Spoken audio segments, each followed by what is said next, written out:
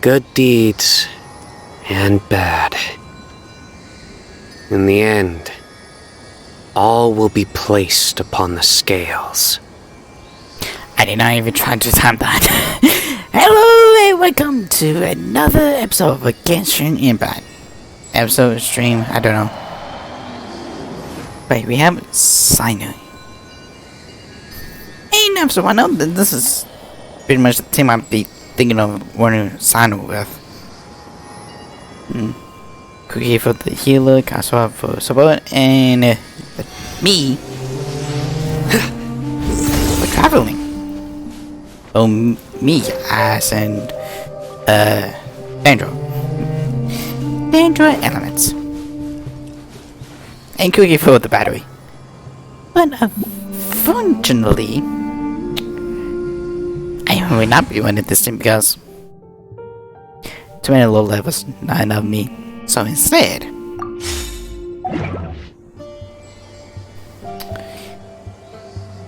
my reactions. Last time, we were supposed to carry on Naya's plane. This time, we go to carry on Naya's plane. Naya? I'm just keeping confusing which names I need to.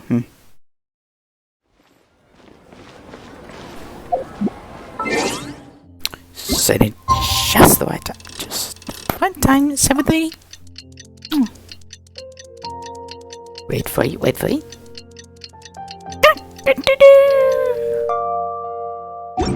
So to wake up, have I want to go to the market.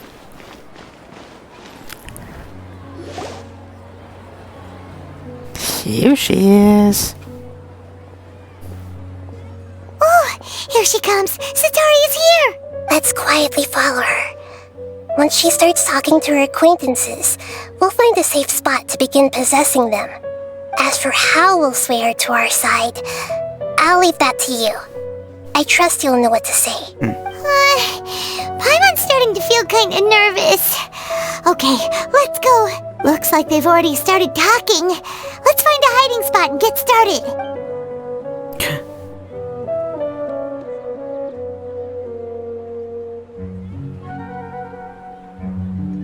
Not very good.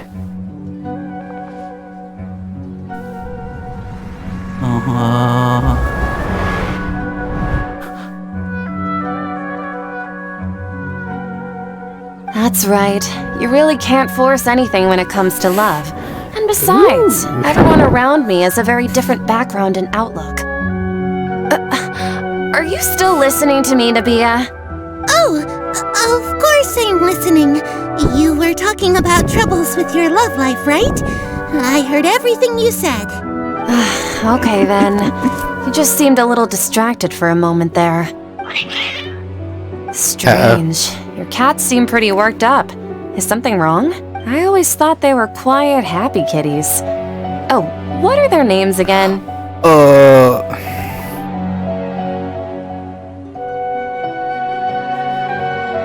That help me? Please, Jet, help!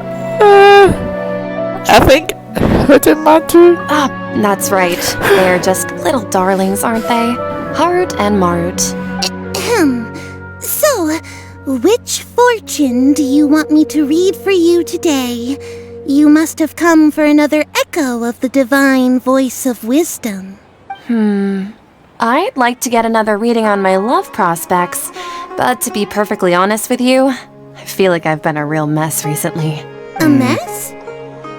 Well, could you do a reading on how long it'll take me to finish my current project at work? I really just want to get it over with. I hear you. No problem at all. The gods will reveal the truth.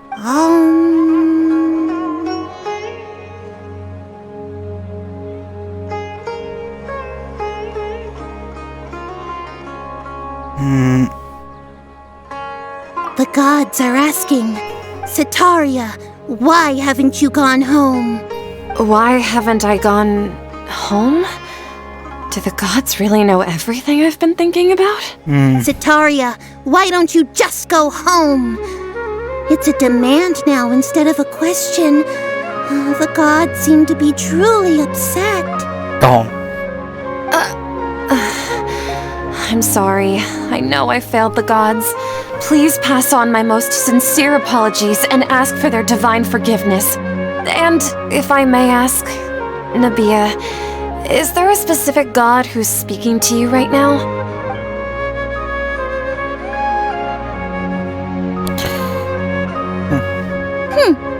What an inconsiderate and naive question. The god who is speaking to me is, of course, the wisest and mightiest of all, the Scarlet King. The Scarlet King?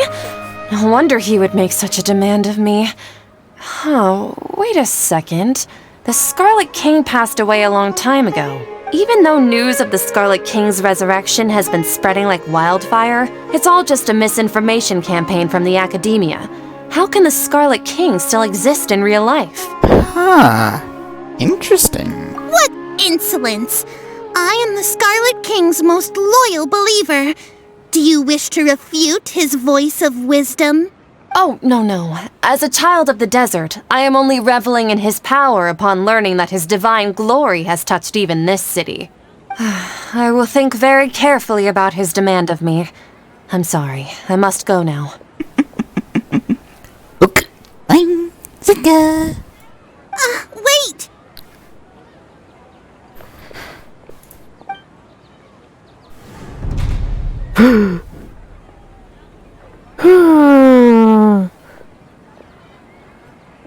Whoa!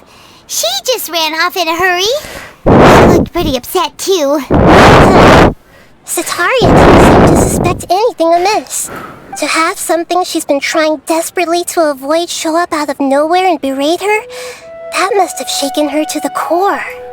Aw, Nahida, it seems like you understand human emotions really well after all. All I know are some abstract Harabatot theories. In any case, my time with you has shown a lot of them to be utterly useless. I'm still trying to make sense of everything. Anyway, enough of that. Let's hurry and catch up to Sataria. She's at Akeem's now, right on cue. Let's get ready to possess him right away! Okay, if I remember correctly, his family merchants. Hang on, I think I have an idea. I think I have an idea. Not you. You.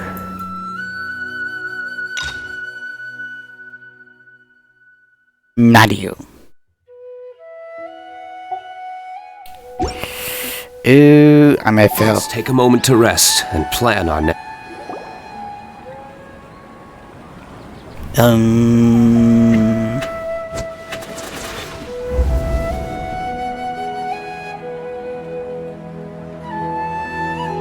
It's okay. I just got caught up in something. Oh, actually, didn't you ask me to help you look for work? What kind of work were you looking for again?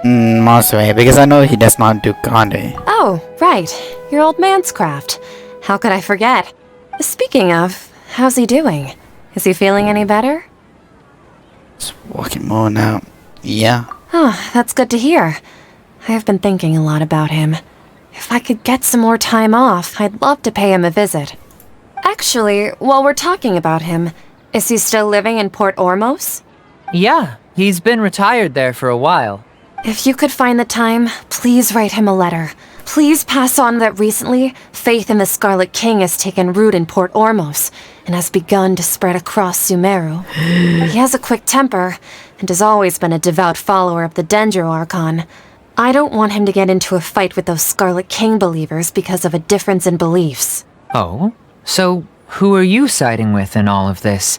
The Academia or the Scarlet King? I'm so jealous of you. You were born a child of the desert, yet you chose to betray the Scarlet King, and now you spend all your time with those crooks from the Academia. Akeem, you don't mean... You've also become a believer of the Scarlet King. Why, yes, I have. What's so strange about becoming a believer of the wise Scarlet King? In fact, aren't you the strange one? The one who still can't pick a side? Can't pick a side? Me? Whoa! Paimon had no idea you'd be so good at this! It's all about acting and reacting. Act like you and I are acting inside the mind of the one who are acting as. You really zeroed in on the issue and put it right in front of her. It might feel a bit overwhelming for Sataria, but once everything is over, I'll be sure to pay her a visit to her mind and explain everything. Anyway, let's keep going.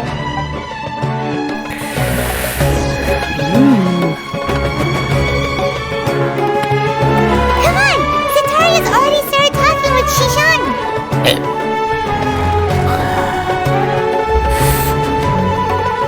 So, Shishan, have you noticed anything weird in the city lately? Like, as if someone was trying to preach to you about something? Spend all time in the basement. Oh, right. Speaking of strange things, I celebrated the Sub-Zerus festival so many times that I lost count. That was really weird. Wait, how could you be aware of that? That should be impossible. Nothing in the report indicated anything like that. Are you still failing to realize that the Academia's lowly tricks could never deceive all of Sumeru's citizens? Shishan, don't tell me that you've converted to the Scarlet King as well! What an absurd question. You make it sound like I should be ashamed for becoming a believer of the Scarlet King. In reality, shouldn't you be the one who is ashamed? You, who worked side by side with the Academia and treated people as nothing more than experimental subjects? Please, please stop! Even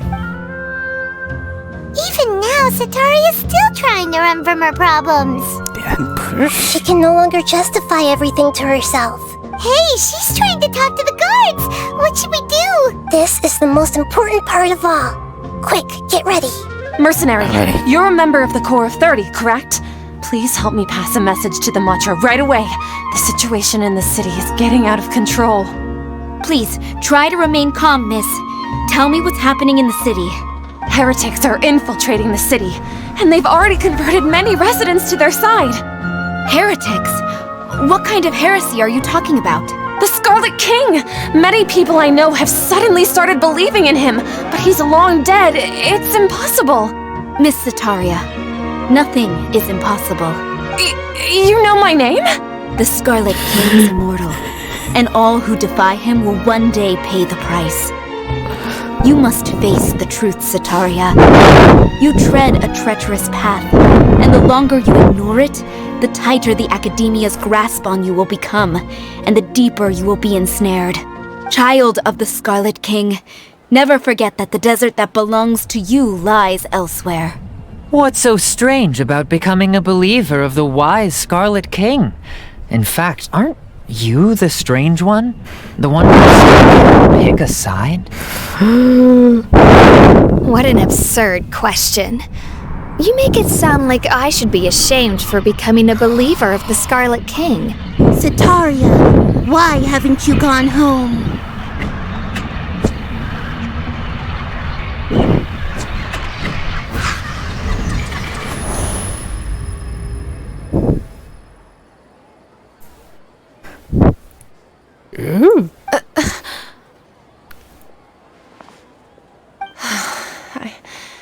It seems that no matter where I run, I only keep finding more believers of the Scarlet King. I have to say, this is a familiar feeling. I've also been running from my guilt this whole time. Guilt over my part in the Sage's plans, and from ignoring the letters from the children of my homeland. But no matter how much I may try to ignore or get rid of it, my guilt always comes back. You won't necessarily lose your research opportunities by facing the truth. Besides, did you really want to conduct your research while carrying such heavy feelings of guilt? How do you know me so well? Are you truly just a believer of the Scarlet King? Or are you the god himself? That's not important. The important thing is to pass judgment on the academia and its sages, and to correct their mistakes. If you could provide some assistance in this matter, perhaps it could serve as a form of atonement. I've actually never believed in the gods, but I've always believed in serendipity. Your appearance must be a fated opportunity for me to get out of this wretched situation. Please tell me, what can I do for you? Finally convinced. How much do you know about the sage's current activities? I was just one of the designers for the massed dream harvest scheme, which is what happened around the Sub-Zerus festival. But I know very little about the full scope of the overall project. I'd assume that only staff with the highest clearance would have access to those confidential documents.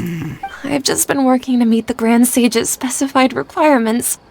However, there's something that's been really bothering me. I heard that a scholar who was previously expelled has returned to the city, and even the sages are still quite wary of him. Yeah, I guess. To fight against the academia, we will need to figure out the nature and the purpose of their work. Is there a way for us to get access to the confidential documents you mentioned? It should be possible if we're willing to take some risks. After all, I'm an assistant to the Grand Sage, and I've been working on many tasks outside of the project. One thing, though, I won't be able to transfer the documents to you through the Akasha once I get my hands on them. The sages have always closely monitored all activities within the Akasha. Always. Let me see. Let's use the most primitive method. Send someone to pick up the documents tomorrow evening at the Academia entrance. The academia entrance. Wouldn't that be too conspicuous? Yeah. Don't worry about that. I assure you, this won't be a trap. This is a trap. I'm only suggesting this location because it'll draw more scrutiny for me to leave the Academia again. It'll be safest for me to distract the guards long enough to hand you the documents. All right, I trust you. So, if I were to successfully complete this task, would it mean I've atoned for my wrongdoings? That'll depend on the judgment of the Dendro Archon. The Dendro Archon. That's right. Her people are the ones we have endangered. As the God of Wisdom, she's also the one responsible for judging and guiding the scholars. Maybe it's time for me to find a god to believe in. Just as Nahida predicted, we've managed to bring Sataria to our side! Again. Look, I'm Zinga. The Traveler's execution was ingenious. He's the one who deserves all the praise. Well, now that we've made plans to meet again tomorrow evening, all we can do is pray for Sataria's mission to go off without a hitch. Pray? But if we're going to pray to the gods, aren't we just praying to you? God of Wisdom and Guardian of the Scholars? Pray in front of her. No. The truth is the true Guardian of Scholars. I've always believed that. Anyway, let's meet again tomorrow evening at the Adventurers Guild. Then should be coming out soon. Now, I need to check on something. Yeah, be.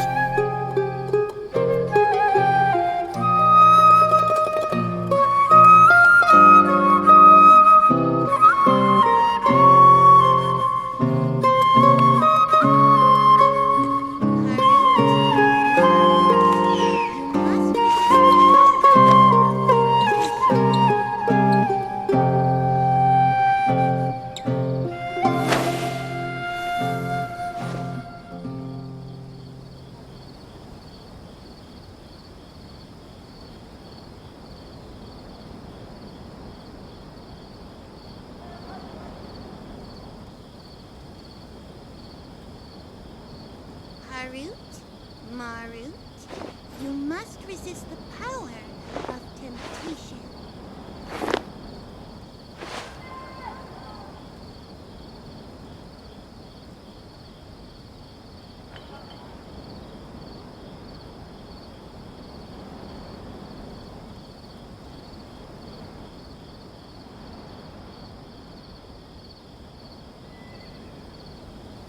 Harut, Marut, you must resist the power of temptation.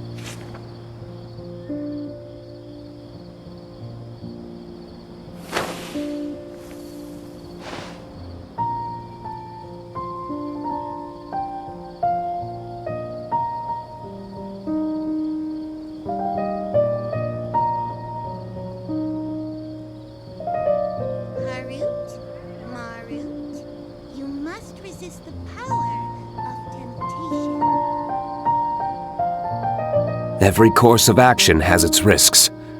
Be careful.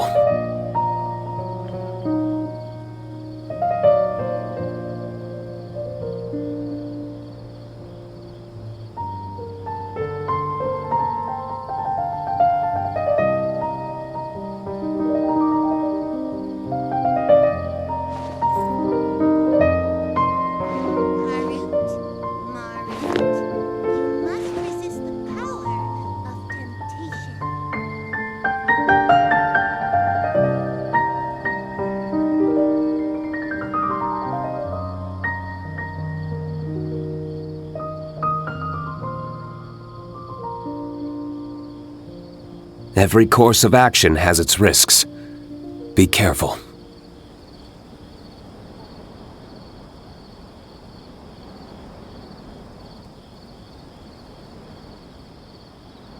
Harut, Marut, you must resist the power of temptation.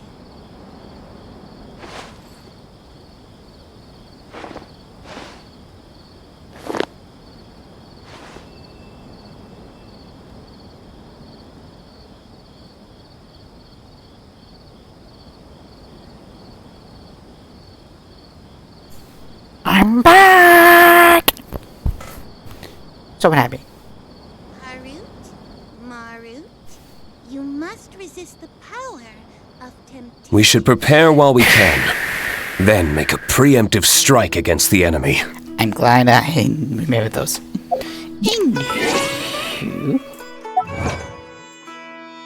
Hopefully, this is the session of Akasha. It'll be probably boop.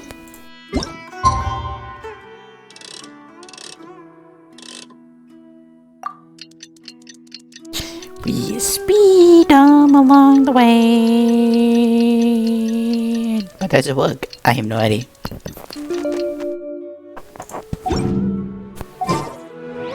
In 5, 4, 3, 2, 1.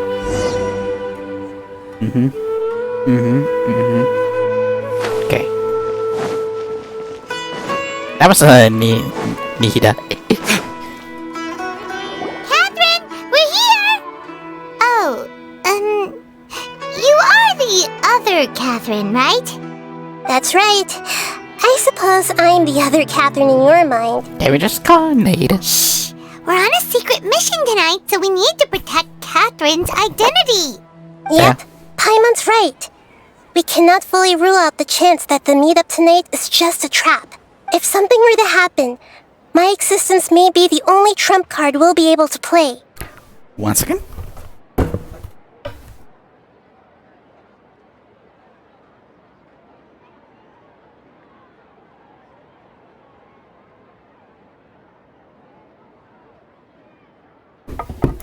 After all, the academia should still be unable to confirm the existence of my consciousness in the outside world. Yep, exactly. Just what Paimon was thinking. And that was that. Anyway, enough about that. Let's just make sure to be on our guard. Do you feel like something's off? Off? What do you feel is off? A little too quiet. It's the middle of the night. Of course it's quiet. You're not getting paranoid, are you?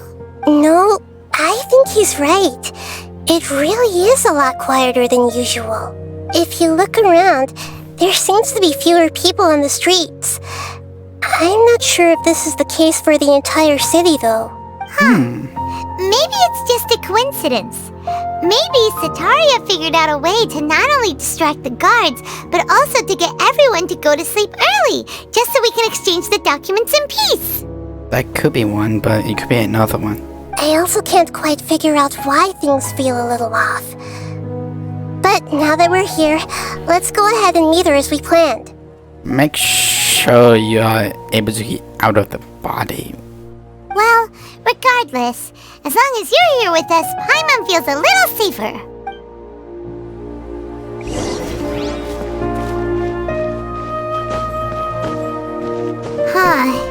There really aren't many people out right now. Let's hope it'll be this quiet in front of the academia, and that Sataria managed to distract all the guards. This is scary. Okay. This quite too quiet. Yeah, a little. Oh, that's rough. Yeah, a little too rough.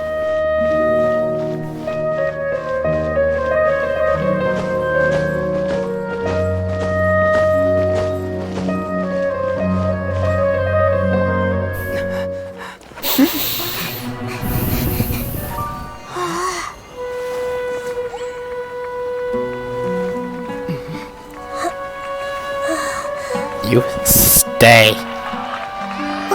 What are all these people doing here at this hour of the night?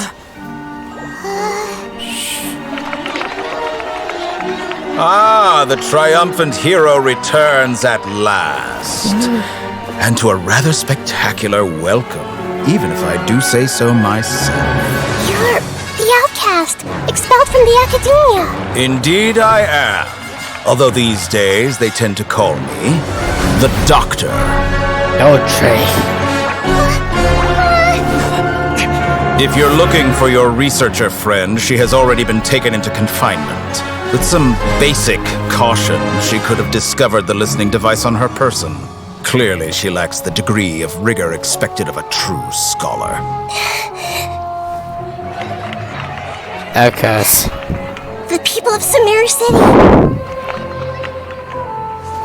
What have you done to them? I simply made some minor adjustments to their Akasha terminals.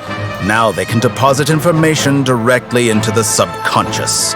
As you can see, all these lovely people now believe this traveler is a hero who has just saved the world. My experiment is a success. And now it seems they can no longer hold back their sheer adoration. No, what should we do? These are all just regular people. Leave now. You need to get out of here. Not without you. What? That guy's a Fatui Harbinger. We can't just leave you here. Nor can I abandon the people of Sumeru.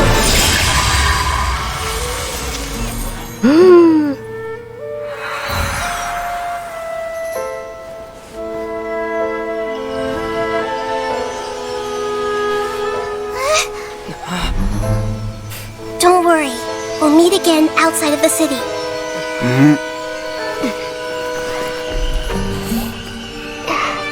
I see. You appear to have overridden their mental faculties with your own consciousness. To possess such a powerful mind, you must be the god of wisdom. Son, I really want to kill that son of a bitch. Oh well.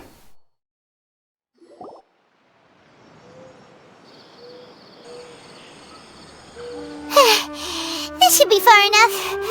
Whew. Paimon needs to catch her breath first. Is Nahida going to be okay? We only made it out because of her. Like, I was pretty terrifying. And sexy.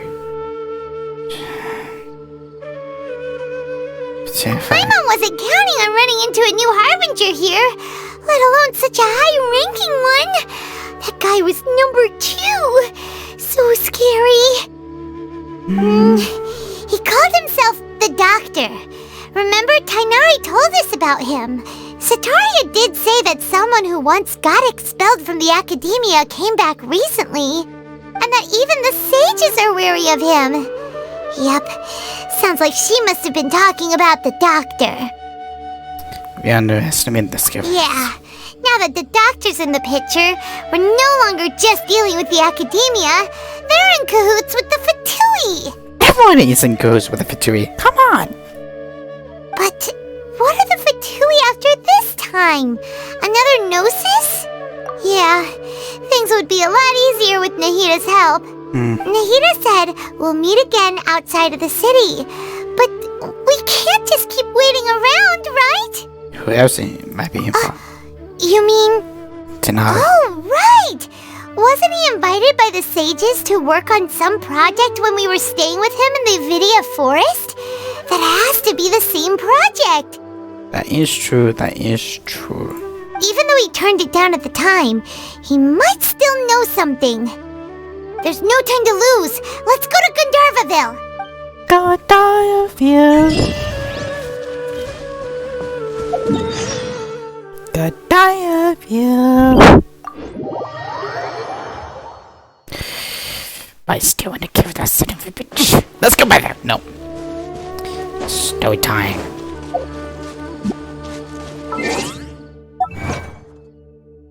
I am collecting all the gems so I can have another chance to add Cyno's weapon. I lost. I'm not getting T-Nex. And man, I'm not even sure the other weapon's good. Okay. Hold it right there! A blonde-haired traveler and a floating fairy. We've got you all right. Take a look around. You've fallen right into our trap. Are you mercenaries from the Corps of 30? Did you come here to arrest us? Corps of 30? We're nothing like those government lapdogs who don't even get scraps for their work. We are an elite brigade that commands the highest commission rate in all of Sumeru. We're here on the orders of a client known only as the Outcast. The Outcast? An outcast from the academia? Sounds like the doctor. But why wouldn't the doctor just send the Fatui after us? Okay, yeah. Still wasting time on idle chit-chat. We'll shut you up soon enough. Get them! You're up, traveler! How we doing?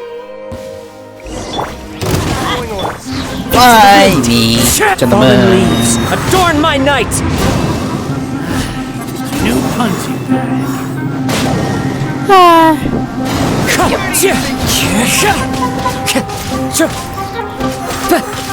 Please. It isn't over yet! Here comes reinforcements!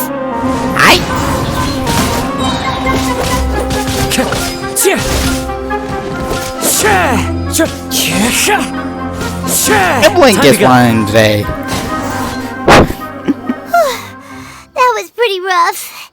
Is that what elite mercenaries are like? Yeah, looks like we'll have to keep our guards up. But this doctor guy seems like a pretty tough opponent. He knew exactly where to set up an ambush.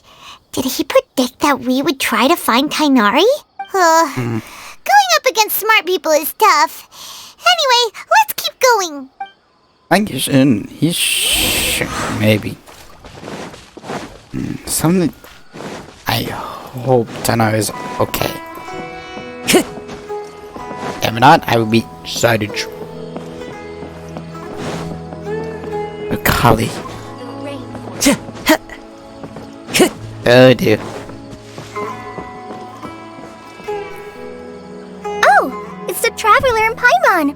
What are you two doing back here? Kale! It's nice to see you again. Are you doing alright? To be honest, I'm not doing too well. My Elazar has been progressing at a faster rate lately. I'm finding it harder to complete more intricate tasks. As a result, Master Tainari is taking me off the patrol schedule. He will only allow me to stay here and coordinate other people's tasks. Oh, Kale!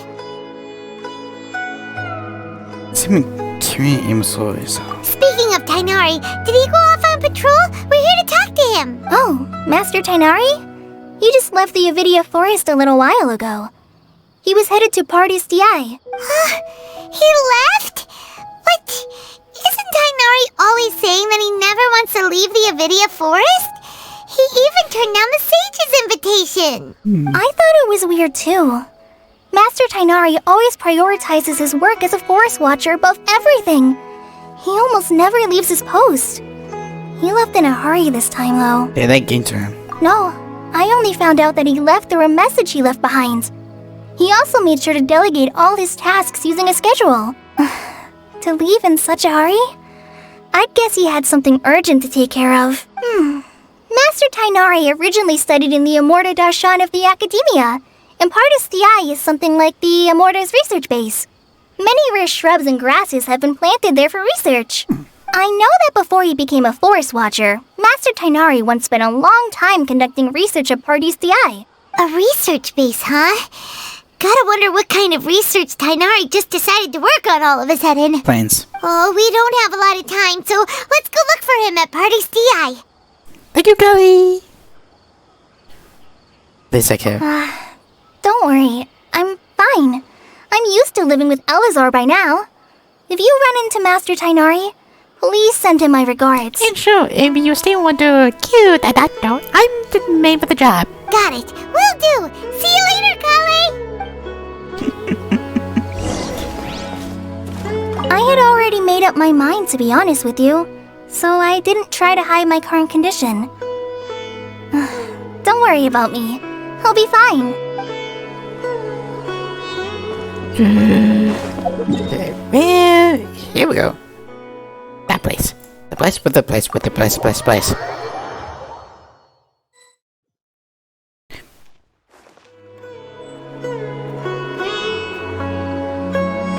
I'll look away for 2 seconds, so this is what happens.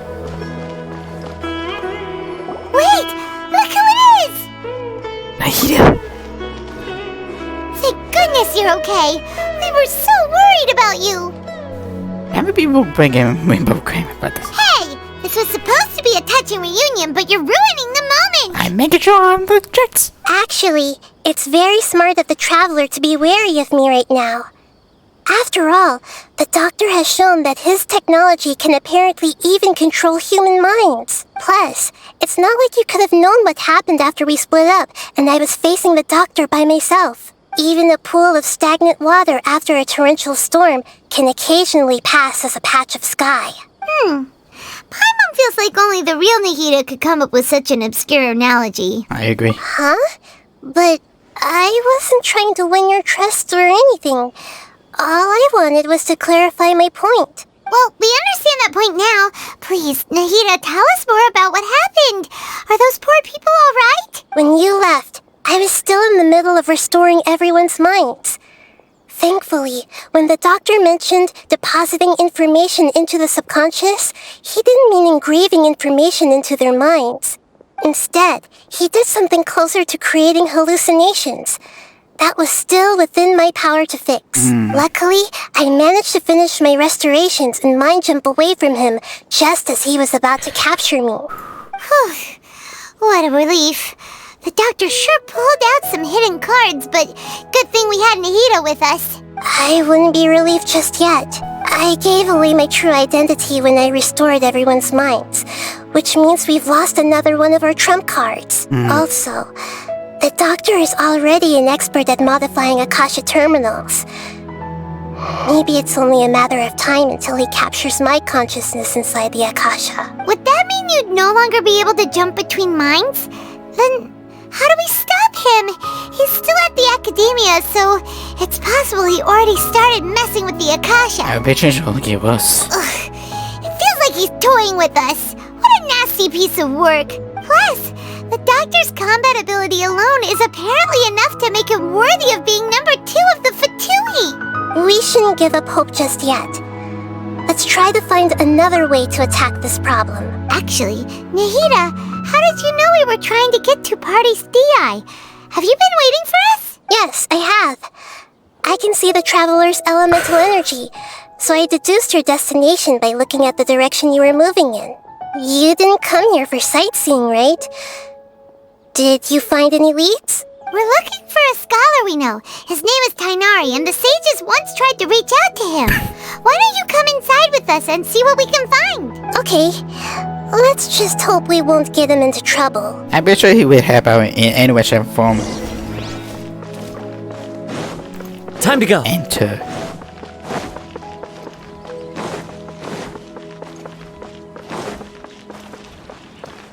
Hi. Do we know of you? Traveler? It is you! Oh, you. Ah! The voice! It's Hypatia! The expected one of you to you. What a pleasant surprise! It's so nice to see the two of you again. Echo. Who's this? She's a scholar we met in the Avidia Forest. When we last saw each other, she was still training in the, what's it called? Satyavada life? Oh, I see. That's right, we're old friends. You've come at just the right time. Ever since I've come here, hardly anyone has even talked to me. Hypatia, you're way too excited about this. Actually, for you to leave the Avidya Forest means... you're not in training anymore? Wait, no. Did you already finish your training and reach Paripurna life? What do you think? My consciousness has already managed to make contact with the divine. You did it? Congratulations! It's so exhilarating to share this sublime joy with others at long last.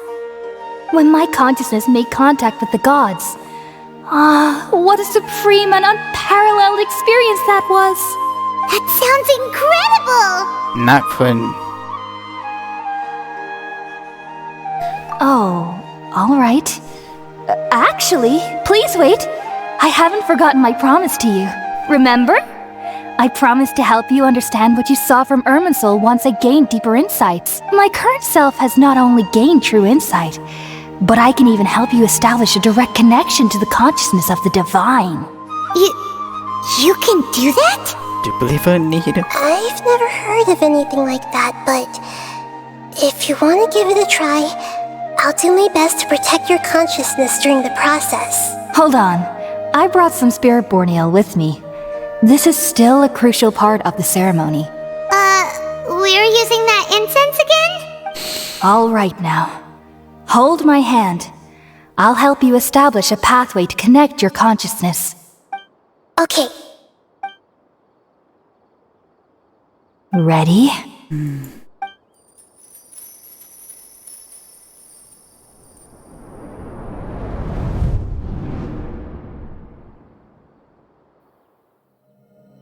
It took 3 betrayals for me to finally understand. The world is just an elaborate tapestry of lies. My fury will never be quelled. The first to betray me was a god, my creator, my mother. Valuing strength above all, she saw no worth in me and I was discarded. The second was a human. My family. My friend. Consumed by fear, he saw me as an abomination. The third was one exactly like me. A hope for the future. A fledgling barely out of the nest. Powerless before his mortality, he broke his promise to me. Humans, they can't be trusted. And the gods fill me with pure loathing. So I said good riddance. I denounced the world and laughed in its face. My chest will never again be defiled by worldly filth. I will scrub away every last trace of human emotion. Then it will be empty, a blank slate, and ready to receive a supreme gnosis, brimming with pure divinity.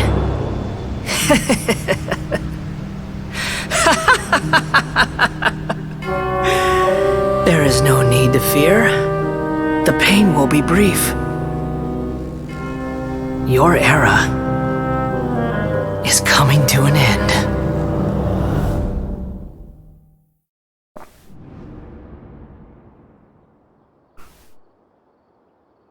What was that? This is near the Grelos Castle. No keen dancer. Did we actually just see the Baladier's memories? Everything matches what we know about him. But how is he connected to the divine consciousness that Hypatia was talking about? You saw it, right? You felt it, right? Such a majestic god! Such a noble will! Such sublime emotion! I don't think that's the case. Alas, shame. If only that which beats within my chest wasn't a filthy mortal heart. Oh, great and merciful God, please grant me forgiveness and salvation. I don't think you want to be his girlfriend because it's a murderous joke. Do you understand now? I'm afraid this is no Peripurna life, but rather... You! Why are you so mean to me? Why is everyone hiding from me? I found divine wisdom. Shouldn't I receive praise and honor? Haven't I uncovered that light in the darkness? Hypatia? That's how I always thought everything should be. Wait, have I already lost my mind? Pretty much.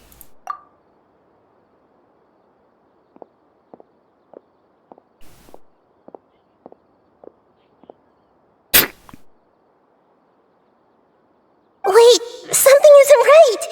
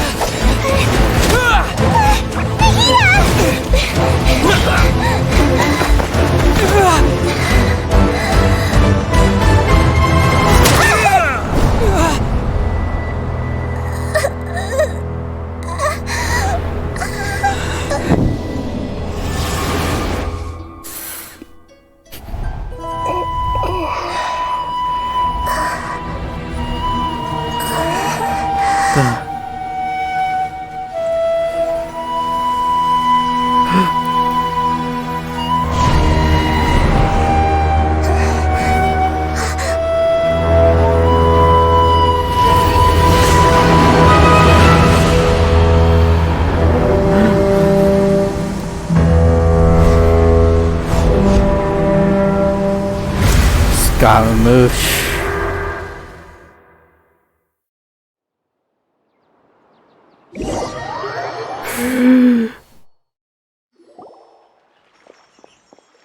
Tighnari!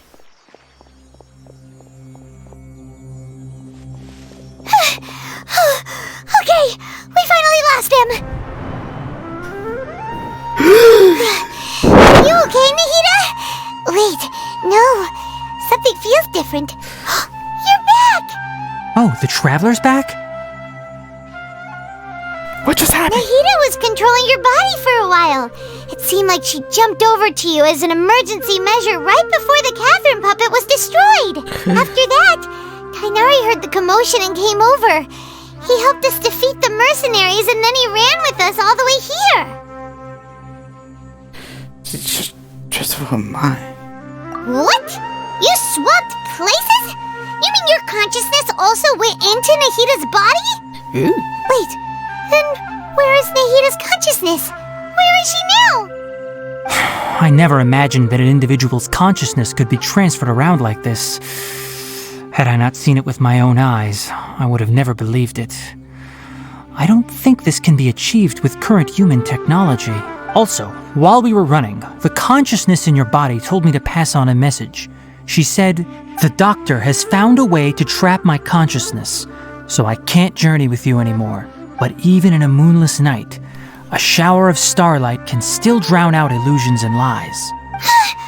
Oh no!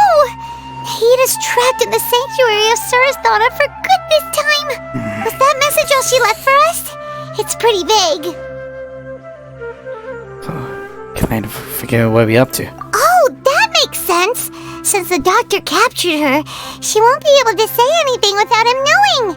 She's being extra careful. Even in a moonless night, a shower of starlight can still drown out illusions and lies. Huh. Paimon knows the moon illusions and lies are from the alchemical divination at the Sub-Zero's festival. Didn't Nahida use a starlight analogy before? It had something to do with Sataria. Starting with us with Dancehall. Oh, that makes a lot of sense. Huh. Do you think Nahida was telling us to go find help in the desert? But she isn't with us anymore. Think we'll be okay? We have a second chance. Paimon, you said Sanctuary of Surasthana. Does this mean that this Nahida you're talking about, the consciousness who was occupying the traveler's body, is the Dendro Archon? Your guess is correct, but the situation's a bit complicated, so it's really hard for us to explain right now. That's all right. A scholar's curiosity doesn't need to be appeased right away. As for the complicated nature of the situation, safe to say I have witnessed that for myself. They're saying that the academia needs to be destroyed. I've spent some time with you, and it looks like the Dendro Archon's also on your side, so I trust you. Thank you, Tainari. Oh, actually, we came here to ask you a question. What do you know about the project that the sages have been working on? Ah, that. While I was indeed invited to join that project, the sages were always secretive about its scope and goals, so I eventually declined. All I know is that that project has something to do with the restoration of Irminsul. Huh? Did you see something when you were in Nahida's body? What? Do you have any evidence? God, under construction. So it is becoming like a chess piece. So that's what happened. That explains why Hypatia's symptoms were different from those of the other scholars who went mad. It's because she made contact with the consciousness of a new god who is still in the process of being born. Tainari, did you leave the Avidia Forest because of Hypatia? I did. I noticed Hypatia's mental anomalies, but since her symptoms were rather atypical, I secretly took her to Pardis Dii and began searching for a way to return her to her normal self. If I didn't take action, Hypatia would have already been taken by the Matra to the desert, doomed to a life of exile at Aru village. Now that you mention it, I knew the Academia has never thought particularly highly of Lesser Lord Kusanali, but I still didn't expect them to do something as arrogant as creating a new god. Looks like I made the right decision by not accepting their invitation. Fan of the flames. The Doctor and the Balladeer. We have 2 Fatui Harbingers in Sumeru. Sounds like we're in for a bad time. As long as we kill the Doctor, everything will be fine. From your description, I don't think they've completed their project. There may still be room for us to intervene. But then, what is the connection between creating a new god and restoring Irminsul? Yeah, it feels like we're still nowhere close to figuring out the sage's goals. Let's handle this for now. Right. We've pretty much gone over everything we need to know, so we should head out. How about you, Tainari? What are you going to do? I'll stay here for now. I still want to try a few more things to help Hypatia. If you're planning to go into the desert, start by heading for Caravan Rabat. That'll be your fastest route. Come find me here if there's anything else I can do to help. May the spirit of wisdom go with you. Thanks, Tainari. Hopefully Hypatia will feel better soon. We're off then. Gaze is back. Ew. Son, I'm gone. Then we're going for it. Am I? Not yet.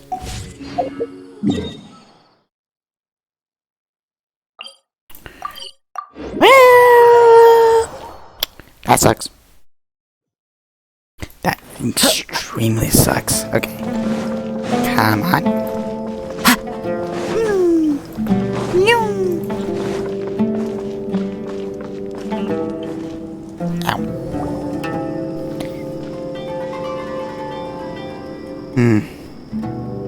We finally made it to Caravan Rebat. It's pretty lively here. So, just past this wall is the desert, huh? Oh, wow.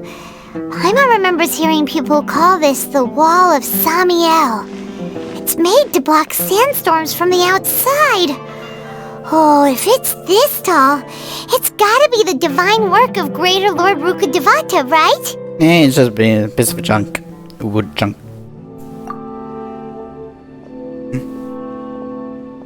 Enough gawking. Come on, follow me. Jackson. Huh? Where did he go? Over here. Oh, Haytham went that way! Let's hurry up and follow him. Wonder what he's up to. He probably knows what's going on.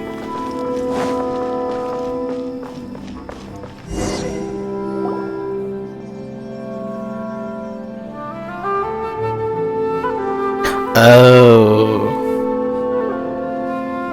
What the? Where did he go? How did we lose them? They were just here a second ago. More Aramite mercenaries? Who are they working for this time? Anyway, Traveler, it seems like we were being followed again. You were too careless. You should have noticed those hopeless amateurs trailing you a long time ago. Okay, hang on with that. There's no need to thank me. I've never cared to keep track of personal favors. All I did was correct a mistake I happened to come across. It's a habit I developed at the Academia. You really gave Paimon a scare, Alhaitham. We never thought we'd run into you here. Last time we met at Port Ormos, didn't you say you were going back to the Academia? Wait, don't tell Paimon that you're here to take us back on their orders. Son of a bitch. Oh, so you've already landed yourselves on the Academia's hit list. I can't say that I didn't expect it. We've been much unable with Seedless. However, had I wished to turn you over to the Academia, don't you think you'd already be the Eremites' honored guests by now? Oh, right. You do have a point. I have no interest in running errands for that project. As a scholar, I've always belonged to the camp that promotes researcher autonomy. And these days, you're more fascinating than anything the sages can offer. So you're actually looking? Not quite. To tell you the truth, I'm still investigating the Divine Knowledge Capsule. Unfortunately, I've run into some difficulties. Everyone says the capsule originated in the desert and was eventually moved to Port Ormos. If I am to get to the bottom of this, I must understand how the capsule first came to be. Which brings me back to you, and why you're so interesting. The leader of Ain al-Ahmar used the Divine Knowledge Capsule right in front of you, and upon seeing him, your expression became perplexed, and you were lost in thought for quite some time. To have that kind of reaction, I think you must have realized something. Are you interested at all in sharing what you've been hiding from me? Shit, it was would forget me. Alhaitham, you really have a ridiculous eye for detail. What kind of person even notices or remembers stuff like that? He's a little complicated. So that's your answer. Well, I do work for the Academia after all. So considering that, it is indeed wise to keep your cards close to your chest. But that does prove you do have some undisclosed information about the Divine Knowledge Capsule. Am I right? No matter. Rather than simply learning the answers from you, I'd still prefer to investigate on my own. Speaking of, you two are also headed to the desert? That's right! We have the same plan as you! But we don't really have any concrete goals at the moment. Then I'd suggest starting with Aru Village. It's the largest settlement in the desert, so it'll probably have more resources and intel than anywhere else. Well, would you like to head there together? Let's head there. It's always better to travel with someone you know. Let's go! Can I play as you?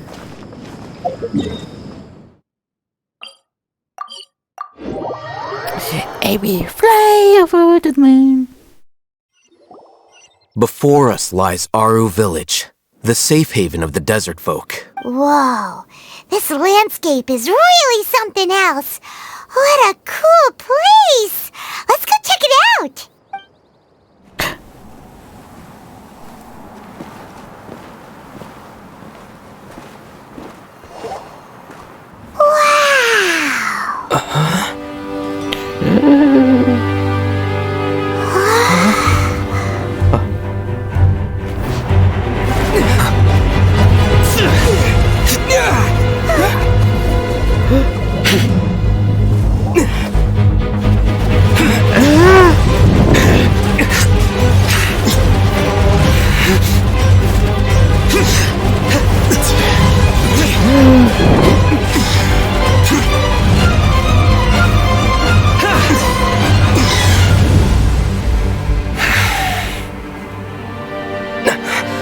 Cyno.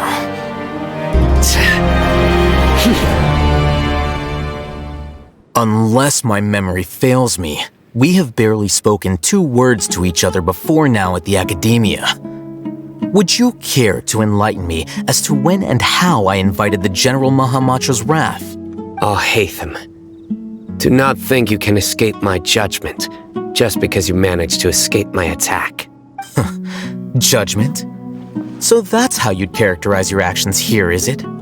Or would elimination perhaps be a more accurate description? I don't know who I found. Which one about each of them? Which was more harder than other now. Had I used my full strength, not even this traveler would have been able to stop me. Though styled like an assassination, I sought only to ensure that my target would be unable to flee or resist.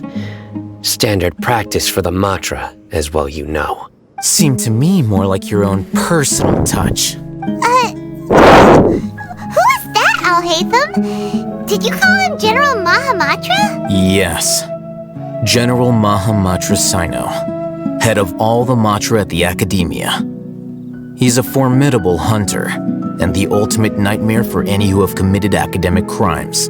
You seem to have placed a lot of trust in Alhaitham, to the point of blocking an attack for him. If I were you, I'd never choose to side with him. I wouldn't believe a single word that comes out of his mouth. I have been pursuing this scribe for a long time. I urge you, stand back and do not seek to defend him any longer. Otherwise, there will be consequences. But that doesn't mean I'm gonna stand by. Has Alhaitham done something wrong?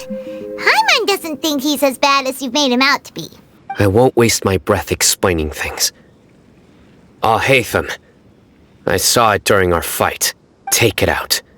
The divine knowledge capsule you're hiding on your person. Unless you want me to retrieve it for myself. Very perceptive of you. Nothing escapes a Matra's senses. Wait, the divine knowledge capsule? Didn't it fall into the Matra's hands in Port Ormos? No wonder you speak with such confidence, Cyno. But I must admit, I'm very curious.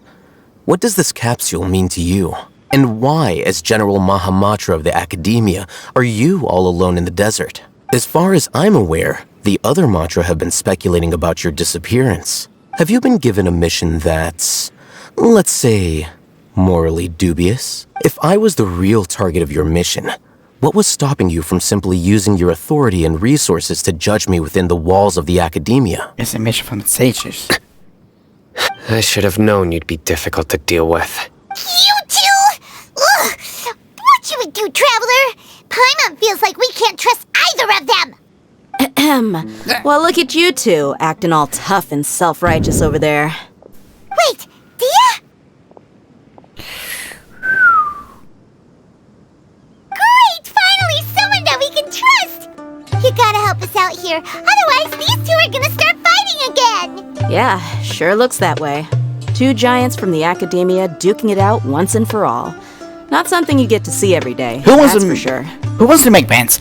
It's best. $20, 30, 40, 50, 60, 80, 200, okay, 2,000, whatever, folks! Listen, I know you academic types love to fill up your big brains with self-righteous morality and lord your empty rules and virtues over each other. But how dare you bring your petty disputes into the safe haven of Aru Village? It seems like someone's gonna have to beat some sense into your thick skulls until you finally learn to respect these grounds. I just imagine when Nami from One Piece beats that crap out of Luffy and Sora.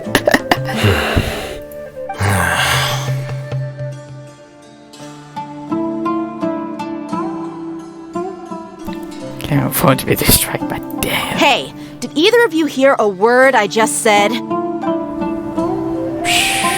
Whoa, what's going on? The wind's so strong! Is this a sandstorm? Paimon's gonna get blown away! Another sandstorm? What's up with these recently? Hey! All of you, over here, quickly! We have to take cover! Someone's calling for us! Oh, this wind is too strong! Let's get over there! That sounded like Candace. Come on, you two. Jeez, are all of you academia folks such hard work? Move it! All right, stop yelling.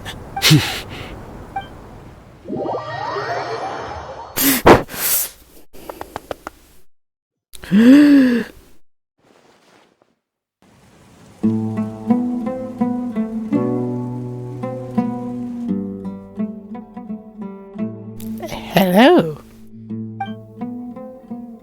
Hello. Hi. Well, this is pretty awkward. Hey, wanna play sardines with 3 people who wanna tear each other limb from limb?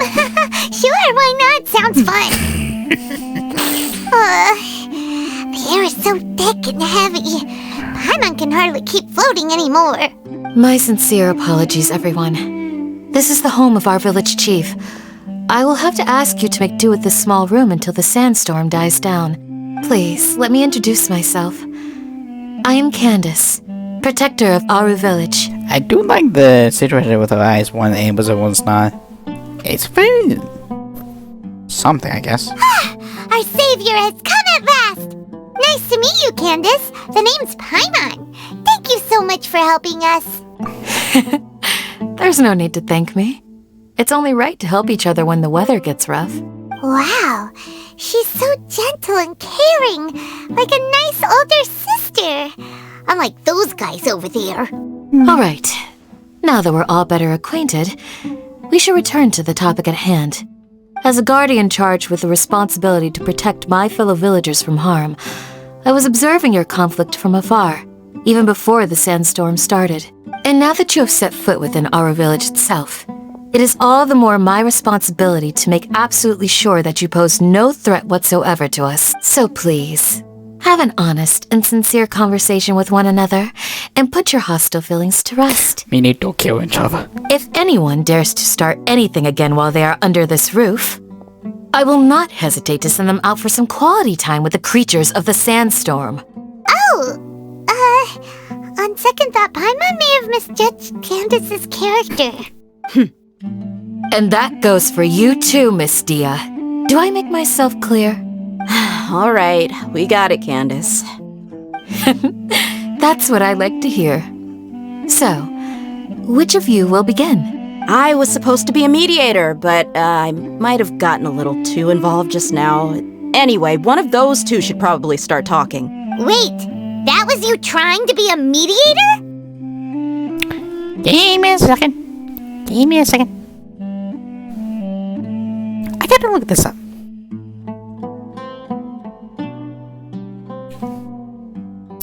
Mediator denomination. A person who attempts to make people involved in comedy to come into agreement. It go between. I have nothing to hide, so there's no shame in explaining myself. While Al-Haytham wasn't wrong about the other Matra not knowing my whereabouts, it's not because I've been assigned a morally dubious mission. Rather, I've chosen to exile myself. Huh? Exile yourself? A little while ago, I discovered that there was data missing in the Academia's project planning and development files. What little they did report clearly did not match the project's actual progress. As General Mahamatra, I had the responsibility and authority to request an audit. However, to my surprise, the person responsible for the erroneous data was none other than Grand Sage Azar himself. I tried to investigate the issue myself before submitting a formal audit request, but I soon found that all leads and potential pieces of incriminating evidence were carefully concealed from me. I began to realize that they were cautious of me from the very beginning. Unsurprisingly, the Grand Sage rejected my audit request as soon as the submission reached his desk. He even said to me, "The power of the General Mahamatra is granted by the sages. You have no right to judge us." So they really are up to no good. I realized then that to the Grand Sage, the Matra are nothing more than tools for the sages to assert and maintain their control over knowledge. The vows that we took, the principles that we strive to uphold, They are meaningless to the academia of today. I believed it would be wise to flee the academia before the sages had a chance to take action against me. This way, they can no longer see nor predict my actions. I will never give up on this investigation. There's no need for someone else to give me power or authority. Once I find the truth, I will administer judgment by my own name. Sino seems to have the same goal as us. We're all investigating the sages. Yeah, but with him, it's more of something that he's not seen. Plus, now that he's no longer the General Mahamatra, he somehow feels a lot less scary. Stay totally. Well, Sino, if that's your story, then why did you see Alhaitham as a target? When I was investigating the matter in the academia, I overheard a conversation between Alhaitham and a sage. The sages asked you to investigate a blonde-haired traveler. Do you dispute this, Alhaitham? What? Like many parts of the project, this assignment was undocumented. Now throw in your suspicious behavior with the Divine Knowledge Capsule, and I think we deserve an explanation. The sages were watching me from that. Yes. I was indeed tasked with investigating the traveler. Alhaitham! After all, the promised reward was so great that hardly any scholar could have refused. The sage told me, once you've completed this assignment, I can give you a glimpse of divine knowledge. A most enticing offer. Unfortunately, those academics don't know me at all. Their words contained one key piece of information, namely that divine knowledge indeed exists. That gave me all I needed to know. From my perspective, the sages are far from trustworthy. Think about it. Isn't it a little strange they're so willing to share divine knowledge with anyone, even as a reward? Yeah. So, I began my own investigation following the lead of the Divine Knowledge Capsule. In the end, I realized my wisdom in committing to this rather than collaborating with the sages. Had I been less guarded, I probably would have ended up like that Ainul Ahmar mercenary, incapable of remaining sane for long enough to hold a conversation. You mean that the sages originally planned to dispose of you, using one of those capsules that drive people insane? What about you, Academy? I'd already given up on the assignment by then. I only told the academia I was waiting in Port Ormos for you to appear so they wouldn't suspect anything. So it came as quite a surprise when I encountered my erstwhile target while investigating the Divine Knowledge Capsule. Criminals do love to talk about coincidences. Even though I ran into the Traveler by chance, I had no intention of providing assistance to the academia. Also, you should remember, you were the ones who decided to follow me and strike up a conversation after I left that tavern. Hey, Mission, things didn't go like that. That's true. Alhaitham helped us out at Caravan Ribat as well. Maybe he's telling the truth. I'm willing to apologize, if that's worth anything to you. I took the Divine Knowledge Capsule behind your back because I judged its existence to be a significant risk.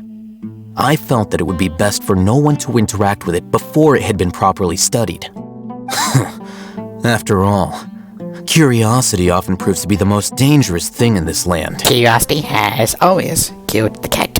You should be well aware, Scribe Alhaitham, that curiosity can also lead you to danger and suspicion. Answer me this. Did the sages share any information about their project with you? Have I not made myself clear? You and I are both distrusted by the academia. Do you really think they would tell me anything? Fine. Although you haven't completely proven your innocence, I won't regard you as an enemy, for now. As you wish. Good. I'm glad to see you two clearing up your misunderstandings. And now you, Dia. I believe it's your turn. Oh, sorry. Whatever the boys were talking about must have been so boring that I spaced out. My situation is pretty straightforward. My employer, Dunyarzad of the Homayani family, is friends with the Traveler and is currently recovering from her illness at home. I had nothing going on, so I decided to return to Aru village for a visit. I was actually looking forward to a pretty exciting time getting back together with everyone here, but then I saw these two random guys in the middle of a pointless argument, You ticked me off, and things went downhill from there. Is that all?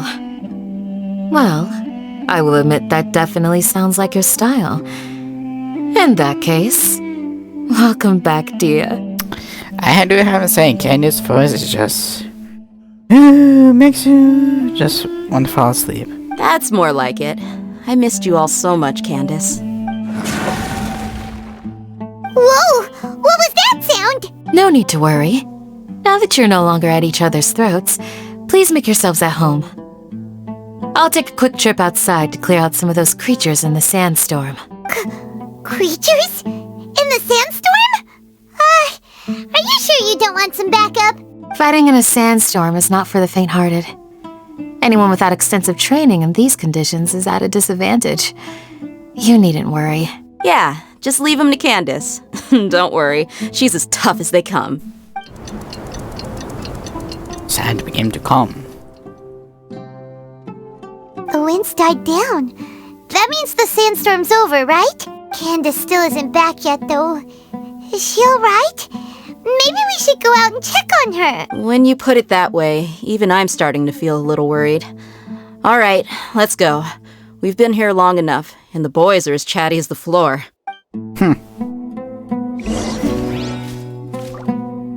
I want to talk to them.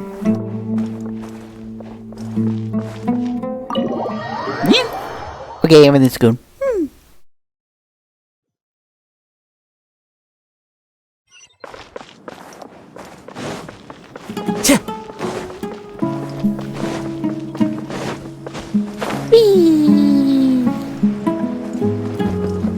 There we go.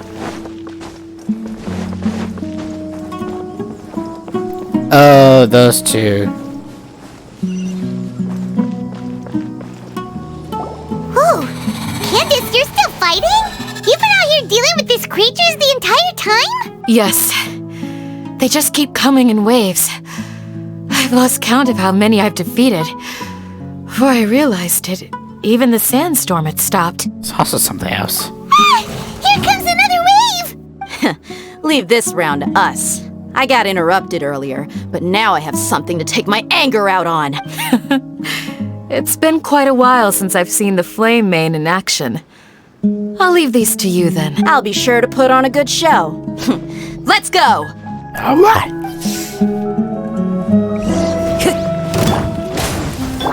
One with nature. Clouds high. The bird.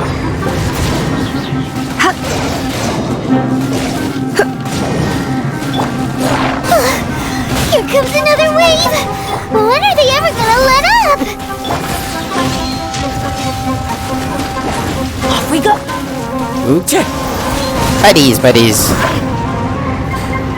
The creatures stopped appearing. Was that the last of them? What we fought just now was probably the aftermath of the sandstorm. So we should be safe for the time being. Well fought, everyone. No injuries, I hope. Huh? Who are you? Ah, my apologies. I haven't had a chance to greet you yet. I had my hands full taking care of the village's elderly and children. I am the chief of Aru Village. Everyone usually calls me Uncle Anpu. I am getting the guy for doing all of this even at no age. Sir, I am also originally from the desert, but I have not been back for some time now. May I ask if such sandstorms are common? I can't say they've always been common, but recently the storms have become increasingly severe and frequent. Besides sandstorms, we also occasionally get earthquakes. According to an investigator who stayed in the village a while ago, these unusual natural phenomena are related to the withering of Irminsul. Interesting.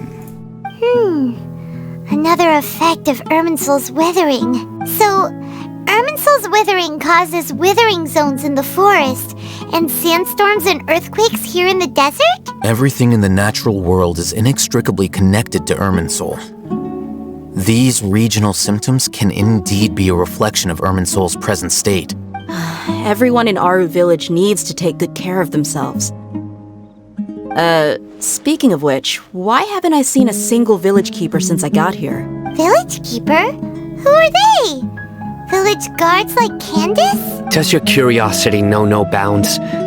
Village Keeper is how Aru Village refers to mad scholars exiled here by the Academia. Most of them are scholars who lost their sanity after a period of training in the Avidia Forest. The Academia believes that their crazed mutterings may have a negative effect on the psyches of other scholars. So, they're forcibly exiled to the desert. Alas, that's exactly what we've been trying to investigate. One by one, the village keepers have been mysteriously disappearing without a trace. But no one in the village has ever seen them leave. If you're planning to stay around the village for the next few days, I'd appreciate it if you could keep an eye out for them. I've had encounters with those people in the past. I'll see what I can do to help. The Matra are the ones responsible for their exile. Now that you're no longer with them, are you trying to alleviate your guilt and atone for your past sins? I'm fascinated by how you think. Mock me if you will, but if you are guilty, I will eliminate you, regardless of my position or identity. Oh, you're the former General Mahamatra. You must be an expert in these kinds of investigations. Thank you for your help. Is it because you're reminded of Hypatia? Oh, these poor scholars. First they lose their sanity, now this! We need to help get them back home, safe and sound. But, is it really a good idea to tag along with Sino? You seem like you really don't trust him. That's why it's a great opportunity to watch. I'll be grateful for the assistance. No doubt you will do a better job than some of my former subordinates. Let's start by finding a spot to share what we know so far. Yeah. Man. And this one I'm convinced. Wow.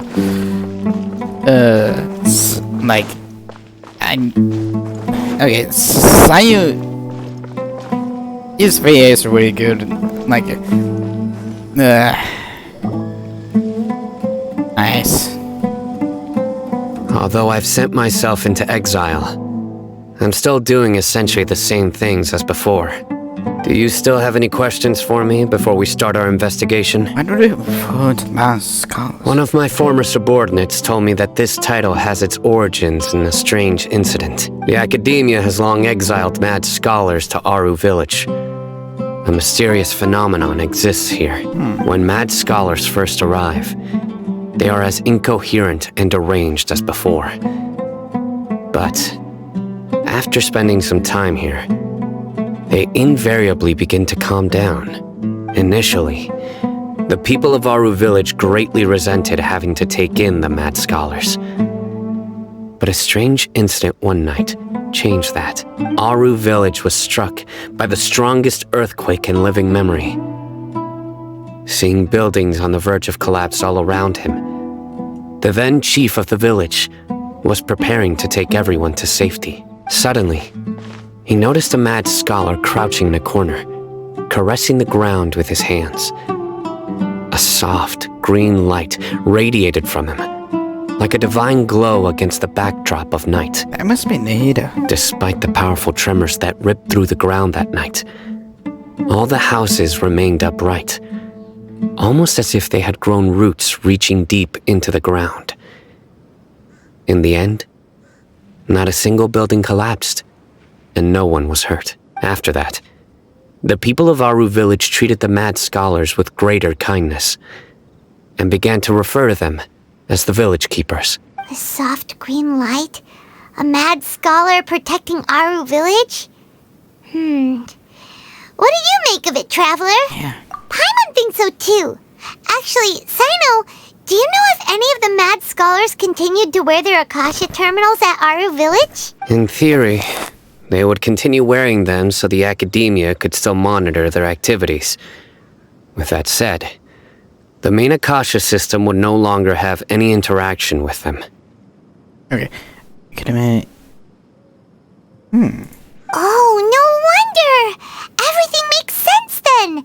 Add in the fact that they calmed down, it was probably Nahida who calmed them. If you are able to draw a conclusion from this one story alone, then it appears you possess much more information than I do. So, what do you make of the story? Really? Lesser Lord Kusanali? Yeah. What? You don't believe us? Lesser Lord Kusanali was definitely using the Akasha to give her power to the Mad Scholars! Yeah? No, it's not so much that I don't believe you. I'm just struck by your reasoning. Let's say we met her. Lesser Lord Kusanali, the current Dendro Archon. Is she really active in Sumeru? The Academia has always placed far greater importance on the late Greater Lord Rukkhadevata. They've more or less ignored Lesser Lord Kusanali, and I've never had any reason to doubt their views. More like they don't see her. In addition, I've never heard any stories about Lesser Lord Kusanali and her deeds. To me, she might as well have been a god that never existed. No way! Nahida definitely exists! She's a... how should Paimon put it? She's a good Archon who's kind and wise, even if she says weird stuff sometimes. I've spent many years interrogating criminals, so I can easily tell when someone is lying. Good! Then you should know that we're telling the truth! That look in your eyes. I've never seen that from a liar. You two really must have met Lesser Lord Kusanali. How can this be? To think, our Archon has been amongst us this entire time. Alright, now it's our turn to put our skills to good use for this investigation. You betcha. But easier said than done, especially since we don't have any leads. Maybe we can start by knocking on some doors. Excuse me, are you here to help me find my grandpa? Huh? Who are you? By the sounds of it, a resident of this village. My name is Isak. You'll help me find my grandpa, right? Is your grandpa a mad scholar? Hey, don't say that. Grandpa is just Grandpa. Why do you have to call him that? It's not like he's a bad person or anything. The person you're referring to is not a local, yet you are. Why do you call him Grandpa? Grandpa is just Grandpa. He's my family. He's on saying something. I heard everything you said to the village chief. Please, you gotta take me with you. I want to find my grandpa.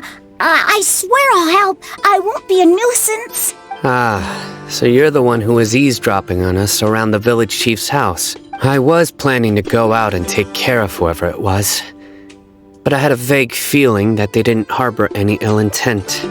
Whoa! Hatham wasn't kidding about Matra having sharp senses. Sino, he's just a kid. All he wants is to find his grandpa. Let's find a way to help him. Sorry. I was only listening in because I wanted to know where Grandpa went. Honest. If you don't believe me, you can ask Miss Candace. All right.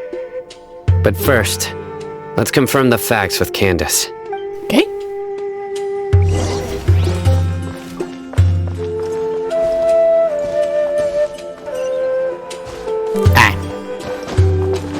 Time to go. Okay, she's inside.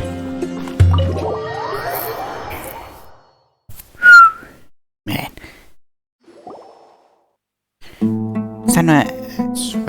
Sino is super vigilant. Is this what all the Matra are like?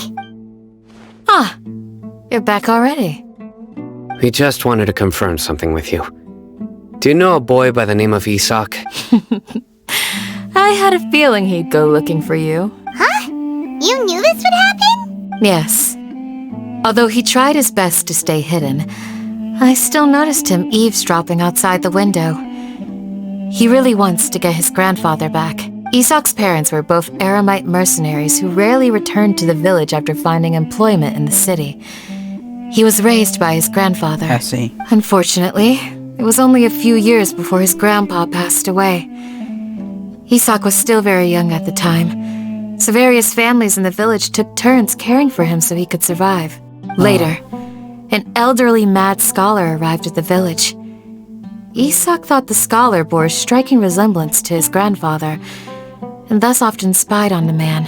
However, the scholar was unkempt in appearance and incoherent in speech.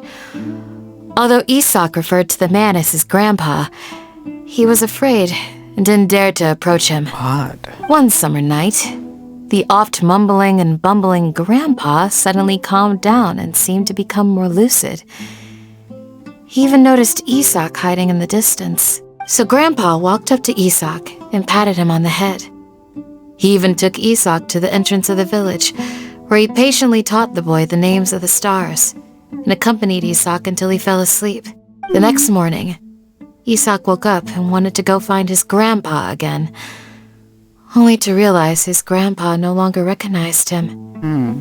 However, even so, Grandpa retained his calm expression. It's said that those who saw the scholar claimed he no longer appeared to be crazy, but appeared to be living in his own world, almost as if he were sleepwalking. Isak was thrilled that his grandpa was able to find peace and would follow him all the time, asking him things like, "Grandpa, want me to take you somewhere fun?" Or, "Grandpa, could you tell me stories about the stars again?" All this somehow just makes Paimon feel really sad. It seems like they both deserve so much better. Perhaps. Nearly everyone who lives in the desert has some form of hardship or regret. But even so, we must still continue on with our lives. It's also my reason for fighting. I must continue to protect this land. So soon the other man comes. Maybe the people have always had a considerate god watching over them. Huh? What did you say, Sino? Yeah. No, nothing. As long as Isak keeps his word and doesn't get in our way, we can take him along. Perhaps you are more compassionate than I gave you credit for. Please accept my thanks on Isak's behalf, Sino. Nah, Sino was just be teddy bear. In a little body. Hey, Isak! Oh, it's you guys! We've cleared everything up! Let's go find your grandpa! Really? Wow! Thank you so much! Yeah! Alright. Let's ask the local residents some questions first. Dreams, emptiness, deception.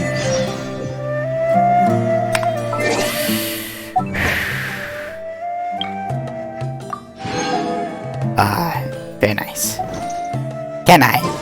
No, I cannot. And one at a time, my friends. There we go.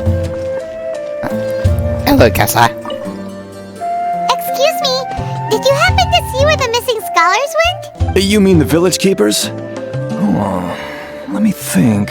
When I was eating dinner the other day, I saw one of them by the side of the road, muttering away and eating mushrooms and tree roots. They shouldn't go around eating that kind of stuff. Okay. Did you notice anything else? Anything else? No, I think that's all I have to tell you. Sorry. Really?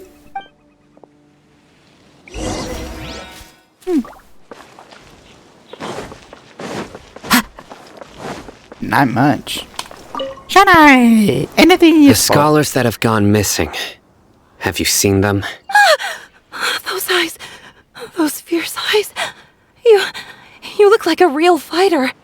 It's not available. It's made with me. Don't change the subject. Right. You were asking about the mad scholars. I think it's been a few days since I last saw them. I usually go to bed pretty early, so I'm not too familiar with what goes on at night. But honestly, I feel quite sympathetic towards them. Even though they act a little strange, they've helped me in the past. If it weren't for them, my house would have collapsed long ago. Do you also think Grandpa and the others are good people? Grandpa? Oh, hello there. It's little Isak. You mean that nice man who looks like your grandpa's long-lost twin, right? He was actually the one who protected my house. I saw it with my own eyes. He happened to be staying near my house that day and was doing something with his hands on the ground. It still feels pretty surreal now that I think back on it. Did someone teach them how to do that? Well, whatever the case, I'll always be thankful to him and whoever taught him to look out for others. I'm pretty sure that if I ever went mad, I wouldn't be able to do anything like that. Gotcha. Thank you. Name. This just shows like Nahida is way more useful than the other class. And loyal. There we go. Goodbye. Sir, have you seen my grandpa recently? You know, the one who likes to sit and space out near the village entrance. Oh, well, if it isn't Isak. Oh, your grandpa, huh? It's been a while. The last time I saw him, he was spacing out by the road as usual. I went and asked him if he'd like any of the food I had prepared, despite my wife's protests. Like many people, she's really quite terrified of them. And speaking of my wife, she's still always complaining about how I don't make enough mora. Might explain why she's always mad at me. Oh, thank you. Thank you for taking care of him. It was nothing. You're looking for him, right? Did he go for a walk and get lost? Yeah. Oh, that's no good. Well, once you found him, come by my place again and I'll cook a little something for the both of you. I've known you since you were very young. So as far as I'm concerned, you're family. Please feel free to come by anytime. Can I live with this village and just... Wow, what a nice guy. Okay, thank you, sir. Huh? Don't say anything for now. Isak, stay here. Let's head over there. Stay quiet as you move. Okay. Can dash her and 3 my guy. Okay.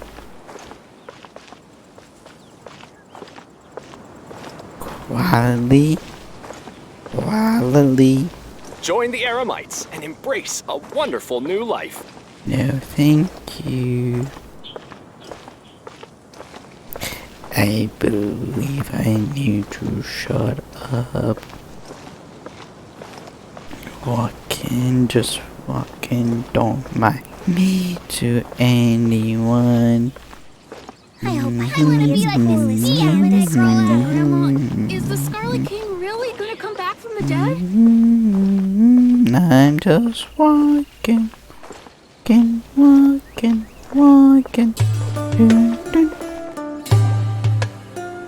Listen, see if you can make out what they're saying. Have you heard? The mighty Scarlet King, the sovereign of our faith, will soon return to this world. Yes, of course I have. The Scarlet King is the one and only true ruler of this land. I've never believed in any other gods. Still, you say he's coming back, but it sure doesn't feel like life's about to change around here anytime soon. What's your proof? Haven't you noticed? The village has been getting more deranged scholars than ever. Delavar was saying that many people also went insane just before the fall of the Scarlet King's civilization in ancient times. We don't quite know why, but it seems like there's some sort of connection between insanity and the Scarlet King. Doubt it. Isn't it a sign of the Scarlet King's power that all the mad scholars have disappeared?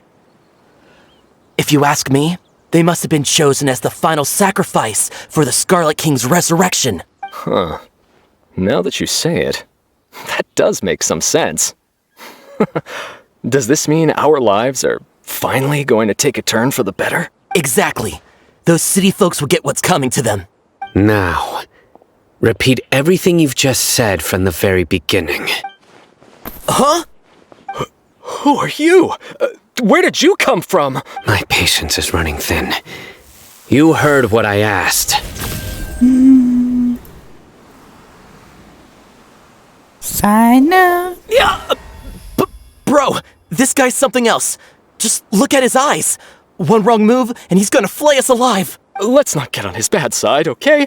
I am no match for this guy. You're not matched with any of these guys. Oh, okay, good sir. What is it you would like to know?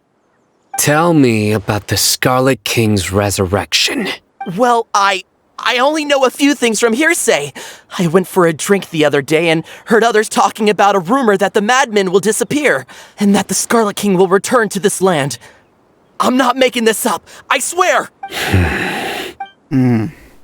Hey, go on. Keep talking. It's true.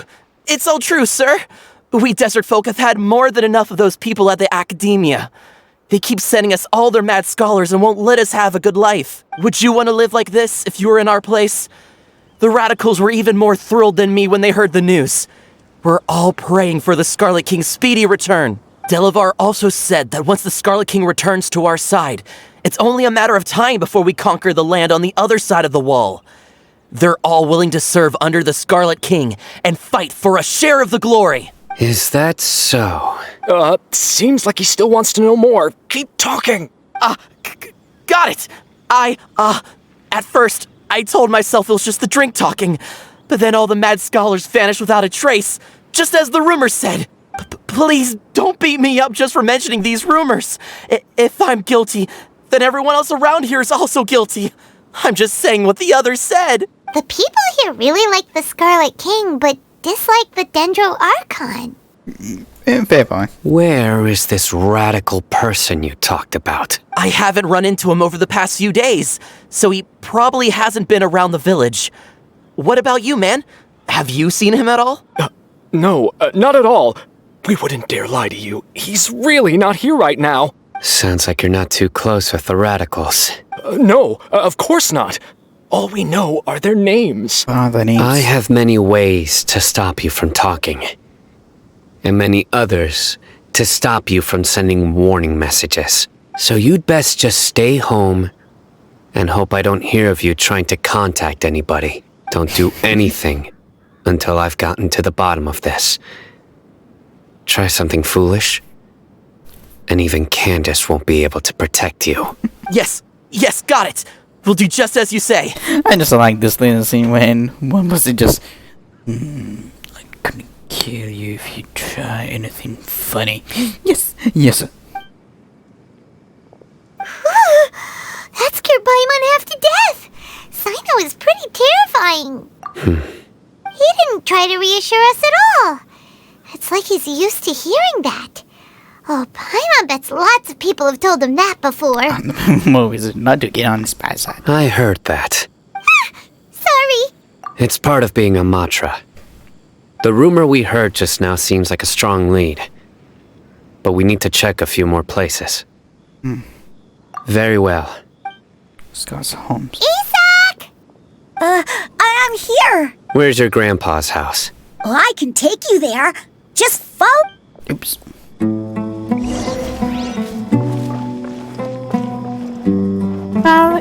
Yes,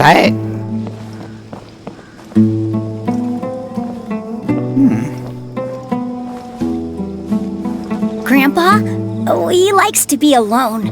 Sometimes he stares at the sky in a daze, and other times he just pokes at the ground with his fingers. Every now and then, he yells out at the top of his lungs, so a lot of people are really scared of him. But he's a good person, really. I know he is. I swear, he's just like my real grandpa.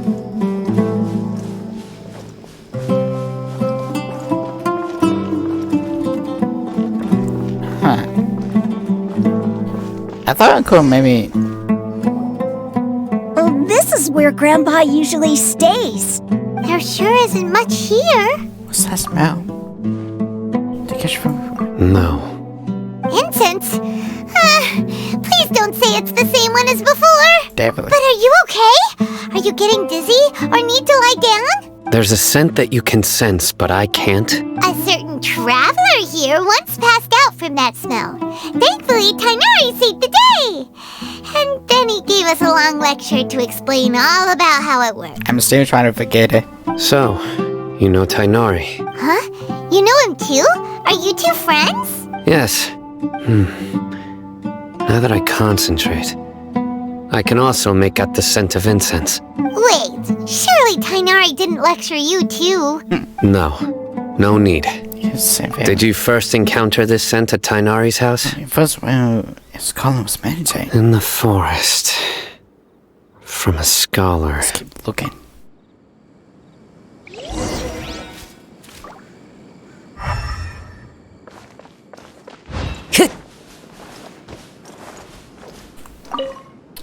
Anyway, this time. I want to talk to you, dude. Hey?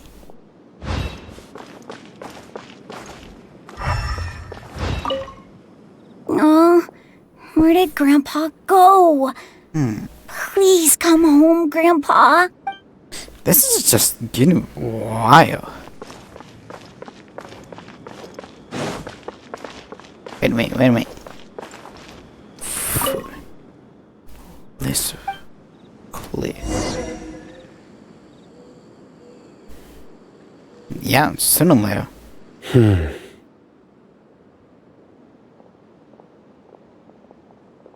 Maybe I need to see the footprints. What are you looking for, Sino? Here it is. Take a look right here. Paimon doesn't see anything. Although the traces have been completely buried in the sand, there are footprints here, from the size and shape. They belong to an adult male.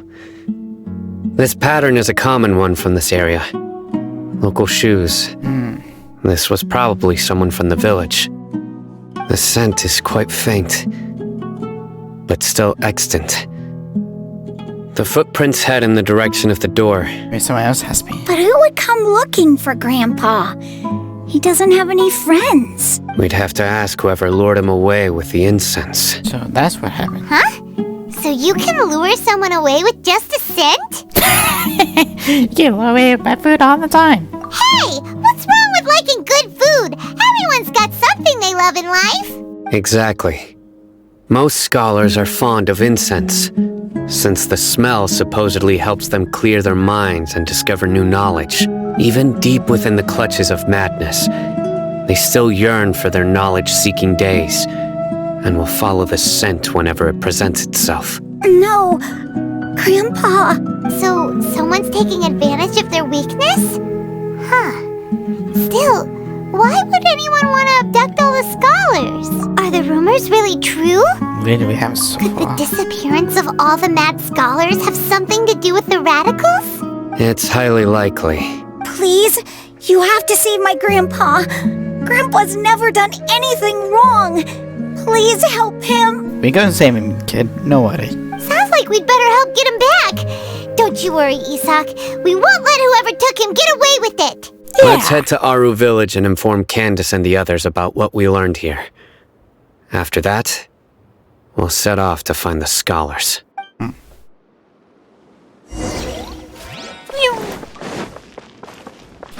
Sheesh. To be fair, like, knowledge sick days. Like, I feel that upsets with knowledge. Time to go. Right, we did see happens with a cuckoo. So, maybe? That's just like a Time to go. Nutcase and half. Right. The darker fabric definitely looks a lot better. That'd be my choice, too. We're back, Candace! We've got a lot to tell you. Ah, welcome back. Sounds like everyone's friends already. Yeah, he's a wonderful friend. As always tries to murder me. Oh, Dia's here too! You bet. So, everything goes smoothly? Reasonably. Alhaitham didn't go with you? We haven't seen him at all. Huh. I saw him around the village entrance earlier and figured he was investigating with you. I guess he must have gone off on his own. Did you find out anything useful? I see. So someone used a kind of incense to lead the exiled scholars away from the village. Yeah. The resurrection of the Scarlet King? First I've heard of it. Uh-oh.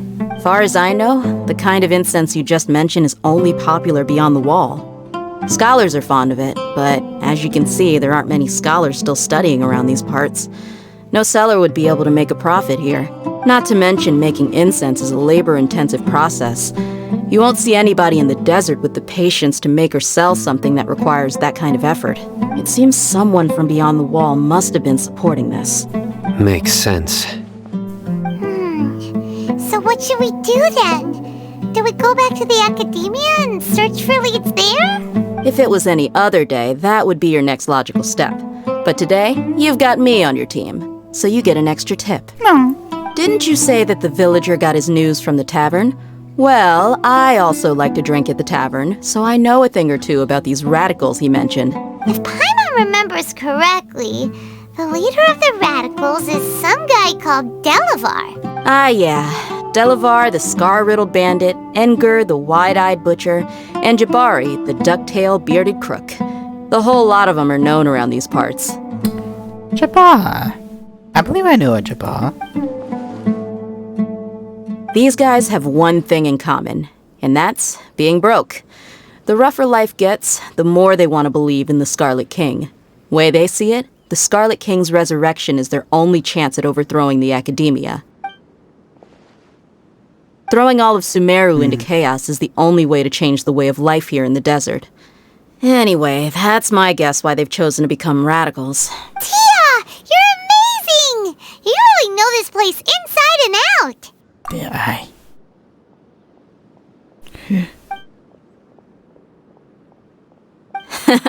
No merc can afford to slack off on gathering intelligence. Every mora I've spent in the tavern has been a valuable investment. Let's head out. Now hold on, you're staying right here, Sino. Why? Aru Village is not a big place. Outsiders stand out here like a sore thumb. I'd bet word about you has already gotten out. The desert is unforgiving, so the way of life here is also a lot tougher than on the outside of the wall. You survive on making connections out here. Compared to you, mercs like me are just third-rate amateurs. I've got no actual fighting skills to speak of. But that also makes it a whole lot easier for me to gain the locals' trust. I need to go around and ask some questions, but it'll be difficult if you're with me. Fine. Good, then we've got a plan. The Traveler and Paimon will go to Caravan Rebat with me, and we'll try our best to figure out where the mad scholars have been taken. Sino, you'll have to stay in the village and continue investigating on your own. You stay. Be a good boy. Alright, sounds like a plan!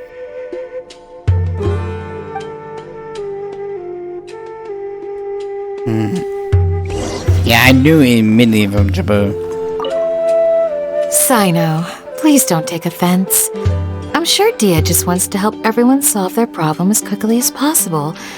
That's why she can be so straightforward at times. I don't mind. Ah, I see.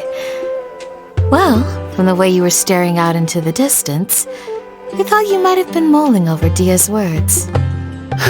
No, I'm used to being treated that way. It's natural to fear strength. I take no objection to it.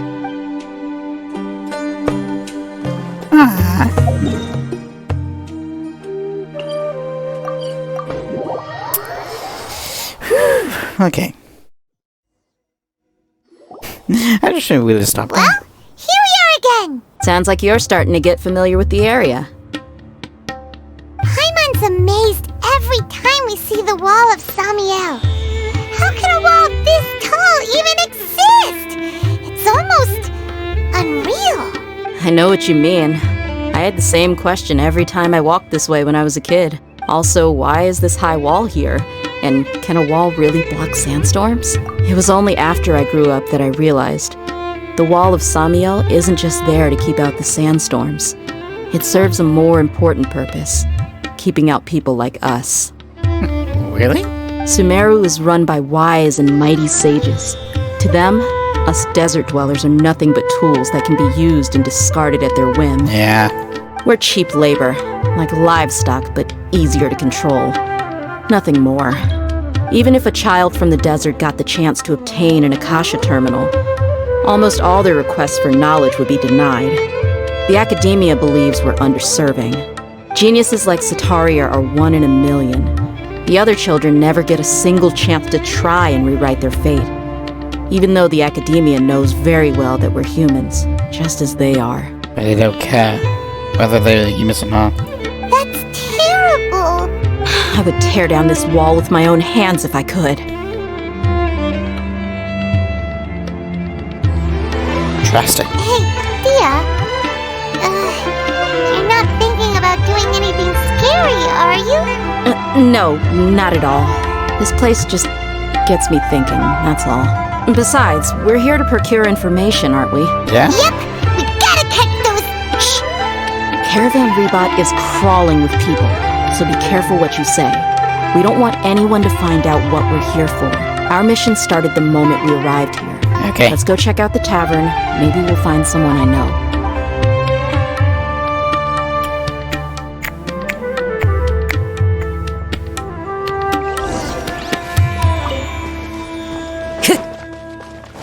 Hello, Tava. I would like 45 booze. Thank you. Just our luck. None of them are here today. You mean, you don't see anyone you know? Dia, is that you? What a coincidence. You here for a drink too? Zaki. Finally, a friendly face. Oh, and who do you have with you here? Guests from another land? Hello. I'm Zaki. Dia's, how would you put it? Drinking buddy? We've had drinks together a few times. You could say we go back a ways. Anyway, as far as my friends here, they aren't too shabby, are they? You rarely see any Outlanders so friendly and respectful nowadays. Absolutely. Much better than those people on the other side of the wall. So, Dia, are you looking for someone? Yeah. Have you seen Engur, Delavar, or Jabari recently? Jabari? Of course I have. Matter of fact, we were all here drinking together just a few days ago. I've got a spice trading deal from another nation. I thought maybe Delavar and his friends might be interested. Know where I could find him? Ah, how thoughtful of you. Then I assume you also know that Delavar's been having a hard time making ends meet these days. So, you came here to help him out? Hey, keep it down. Let's just say I prefer to keep this deal a secret. Y'all at Caravan Rebot are like family. If there's more to be made, why not do it together? Besides, Delavar and his friends have muscle. They'd be a good fit for escorting the goods. Right? Yes, how considerate of you. Delavar's my friend too, so of course I can take you to him. Come with me. Nice.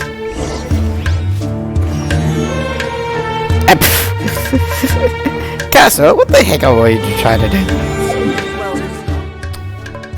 Somewhere. Okay. Time to go. Somewhere over here. Huh. First I got that was a treasure chest. Time to go. Damn. This show is like somewhere around here, I believe. Here we go. And another nighttime. I think. Are we there yet? Yep, this is the place. This place is practically deserted. What are they doing in a place like this?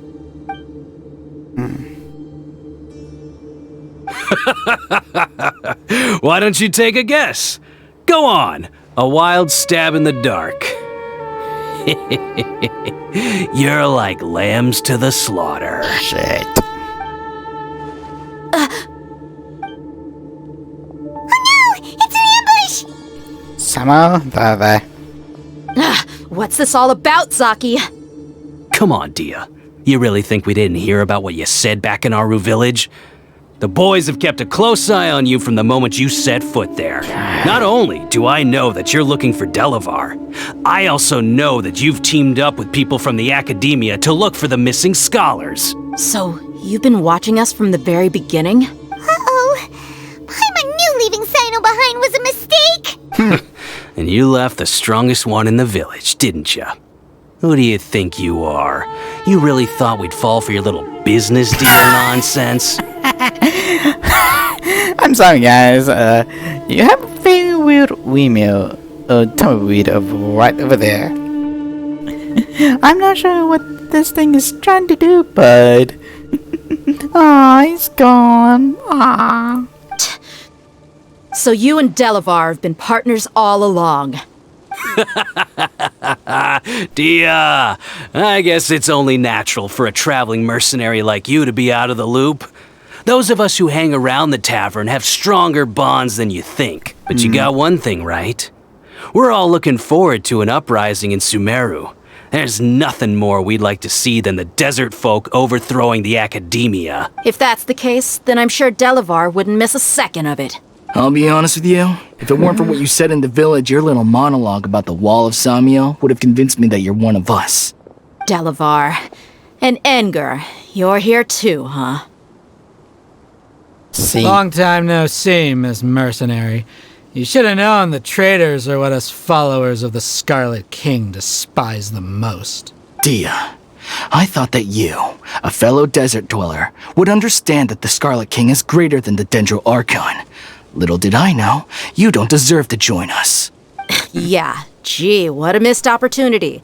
Adopting radical views and kidnapping innocent scholars, all because of some baseless rumors. Anything else I'm missing out on? Oh, he's back! The tumbleweed's back, aw. And now he's gone. I'm sad now. See? There you have it. Mercenaries are just a bunch of faithless scum with only one thing on their minds. Mora. Pathetic. You're all like a pack of street rats. No, you man's all Mora. You're not wrong. Mercenaries are driven by Mora, and my faith lies with whoever's paying me. As long as there's a profit to be made, anyone can become my friend. Enough talking! Get him! Okay. Just as I expected. Let's teach him a lesson, traveler. What is... A new punching bag.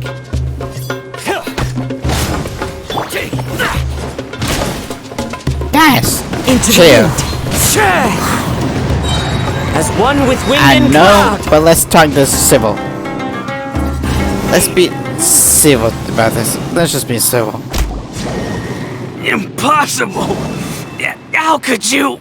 So, what do you think about your meticulous network now, Zaki?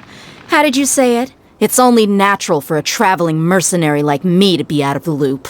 I'm guessing your informant told you that I'm just an incompetent merc with no real fighting skills, correct?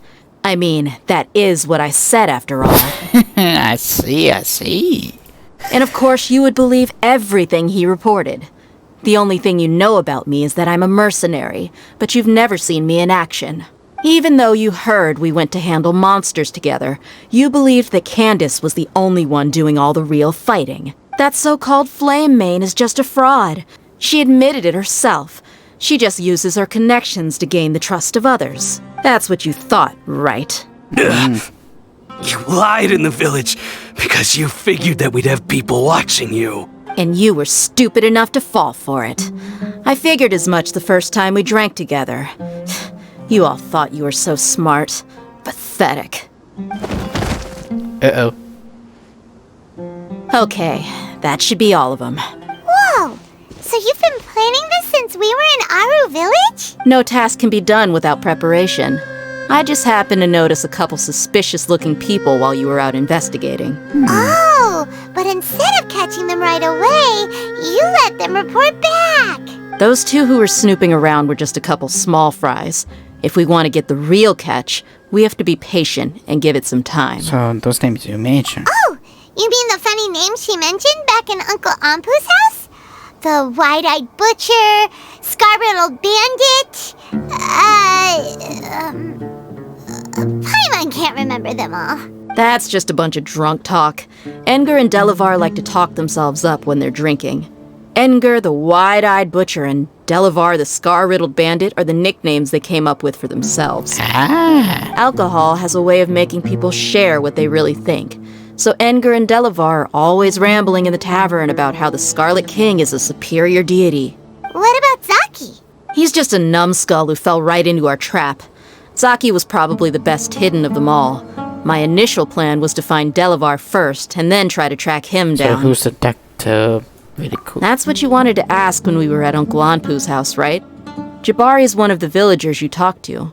You know, the one who wanted to treat Isak and his grandpa to some food. I see. Wait, so he's a radical too? No, he isn't. I just needed to tack on a random villager name to make the eavesdropper think that I was making some wild guesses based on my impressions. Clever. Very, very clever. Wow, what a genius idea! Well, that's an expert mercenary for ya. Ah, you're too kind. It was straight from the usual playbook, if I'm honest. So, that thing you were saying before, is it really true? About what? About how mercenaries only care about Mora, and that anyone's a friend as long as there's a profit. Does that bother you? I don't think you're that kind of person. What makes you so sure? Because without employee, you still have us. You're a big teddy too. Everybody's a big teddy bear. Dia, do you dislike the Dendro Archon like the other desert folk? Hey! Okay, let's name chat.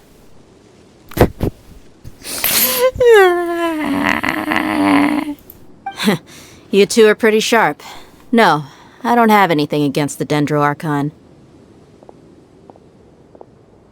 I've heard a lot of nice things about the Lesser Lord from Dunyarzad. I can understand her devotion and gratitude. Dunyarzad's just an ordinary person. There's no way a god would be so involved in the lives of everyday people, unless they were truly compassionate. I've begun to realize that the sages are behind everything that's happened recently. The radicals' blind belief in the Scarlet King, making the Dendro Archon out to be an enemy. It's all the Academia's trickery.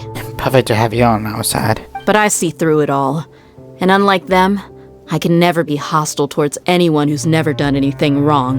Dia. Anyway, looks like we're done with business here. Traveler, lend me a hand. Let's tie him up and bring him to the village. Alright.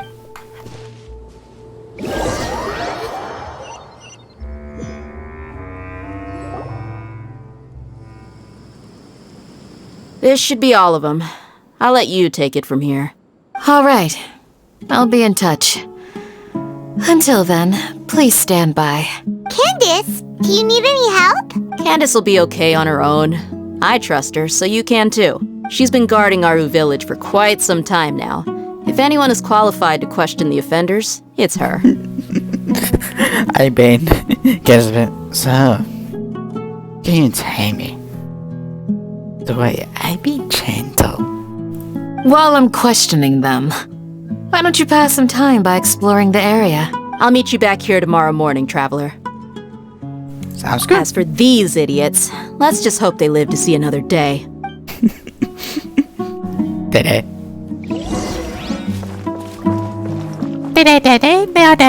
Candace is an expert at dealing with people like this. All we have to do is wait for her word.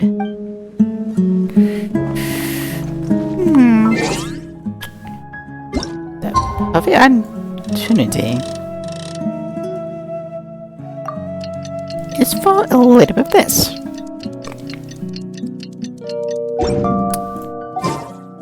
Here we go. Hey, Dia! Right on time. Do we learn anything? We'll know any moment now. Paimon's been wondering. You seem to know Candace pretty well. Have you been friends for a long time? We've known each other for some time now. She's a pretty interesting person. Even though she's an extremely strong warrior, she never misuses her powers against others. Oh, Paimon knows what you mean. Like a lot of martial artists say, never take the fight outside the ring. Yep, I guess you can put it that way. It takes strong convictions to be as dedicated as she is, and shoulder that kind of responsibility.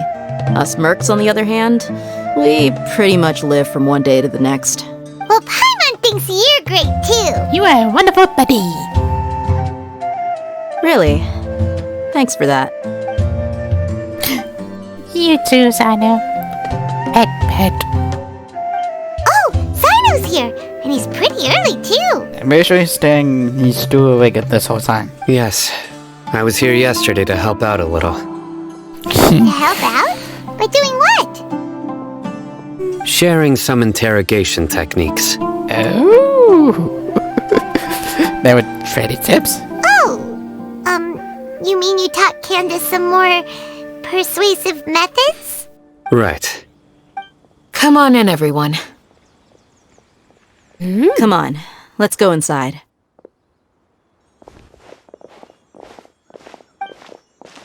Ooh. Ooh.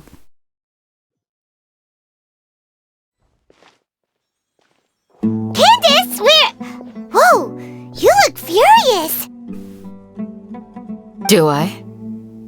Huh. What gave it away? Oh, there's no mask that can hide true bloodlust. Cover up your eyes, and it'll still show itself at the corners of your mouth. Perhaps I need to work on my composure. Still, it's perfectly understandable why I'm angry. I'm sure everyone present would agree. Yes, ma'am. Please, don't beat us anymore. We're gonna die. Well, looks like Sino taught her well. Now she's as terrified as he is. You fear death yourselves, yet you do not hesitate to place the lives of others at risk. The absurdity is mind-boggling. The ones you call mad scholars are known to us as the Village Keepers. They are vital members of our community, and some even count them as family. You come here to my village, and you treat my people as nothing more than stepping stones towards your goal. Tell me, what would you do to you in my position? Yikes. Mercy! Please have mercy! You've made your bed. We may both be desert dwellers, but there is one thing that I understand better than you. The resurrection of the Scarlet King will only result in war. And war serves no one. Yeah. The people of Aru Village care little about which god is in power. Life may be tough and tiring, but we wish to preserve our way of life. A war would only cause us to lose all that we have. And that is not a responsibility that you can afford to shoulder. We understand. We're sorry. I'll tell you everything I know. Please, just let us go. I'm listening. You might not believe this, but it wasn't us who came up with this idea. Someone was spreading rumors in the tavern. That's how we ended up hearing about the Scarlet King's resurrection. Some mystery man told us that mad scholars will make the perfect sacrifice to usher in the Scarlet King's resurrection. They give their lives, and we can get anything we wish for. They're called Village Keepers. Slip up again, and you'll regret it. Yes, sorry. It was all that mystery man's doing. He told us to spread word about the Scarlet King's resurrection and talked us into helping him. In return, he said he'll help facilitate the resurrection process. We don't have to keep us now. I'm not sure. That's one. Huh? One what? Strike. You get a total of 3. Then, you die by my hand. Wait, I'm telling the truth. We don't know anything. It was all him. Where's the location drop-off?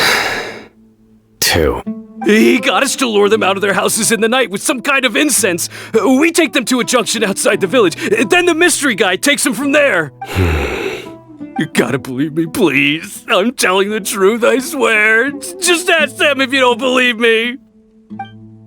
That was indeed the truth. Traveler, go on. Nice. With that mystery person might be either Dodre, Scaramouche, no, not Scaramouche. Dodre, probably. You have to believe me. If I knew that, I would have told you his name right away. I'm not risking another beating to keep his secrets. No way. That guy, he wears a cloak, and he's always careful to cover his face. He calls himself the Scarlet King's envoy. 10 bucks saying is Dodre. Would you take the bait? I believe I may know what's going on. Uncle Anpu? What do you mean?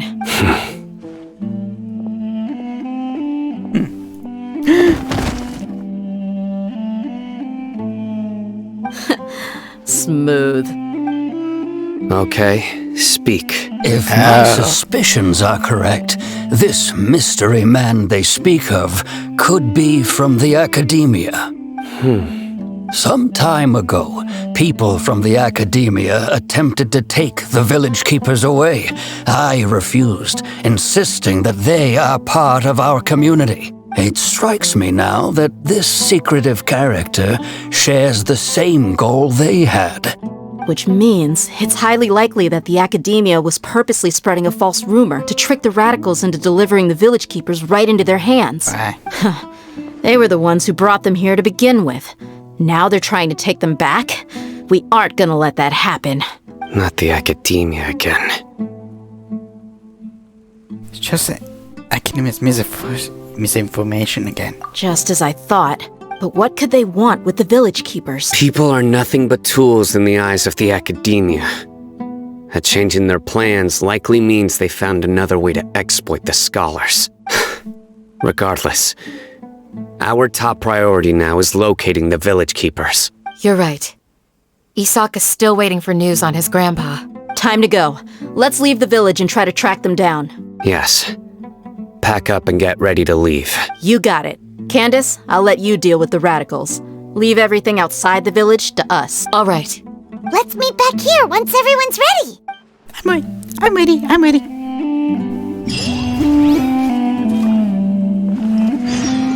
Dead. What scheme is the Academia brewing now? You look worried. Thinking about the village keepers? Yes.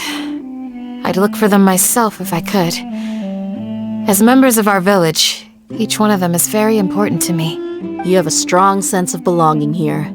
I guess I'm the opposite. Mercs are stray dogs, wherever they go. Dia, don't say that. You can be a part of this community too. Thanks. I'll let you know when I feel like joining. Aww, and I'm joined. This is just a wonderful place to be. I just hope everyone's all right. Hank. Huh.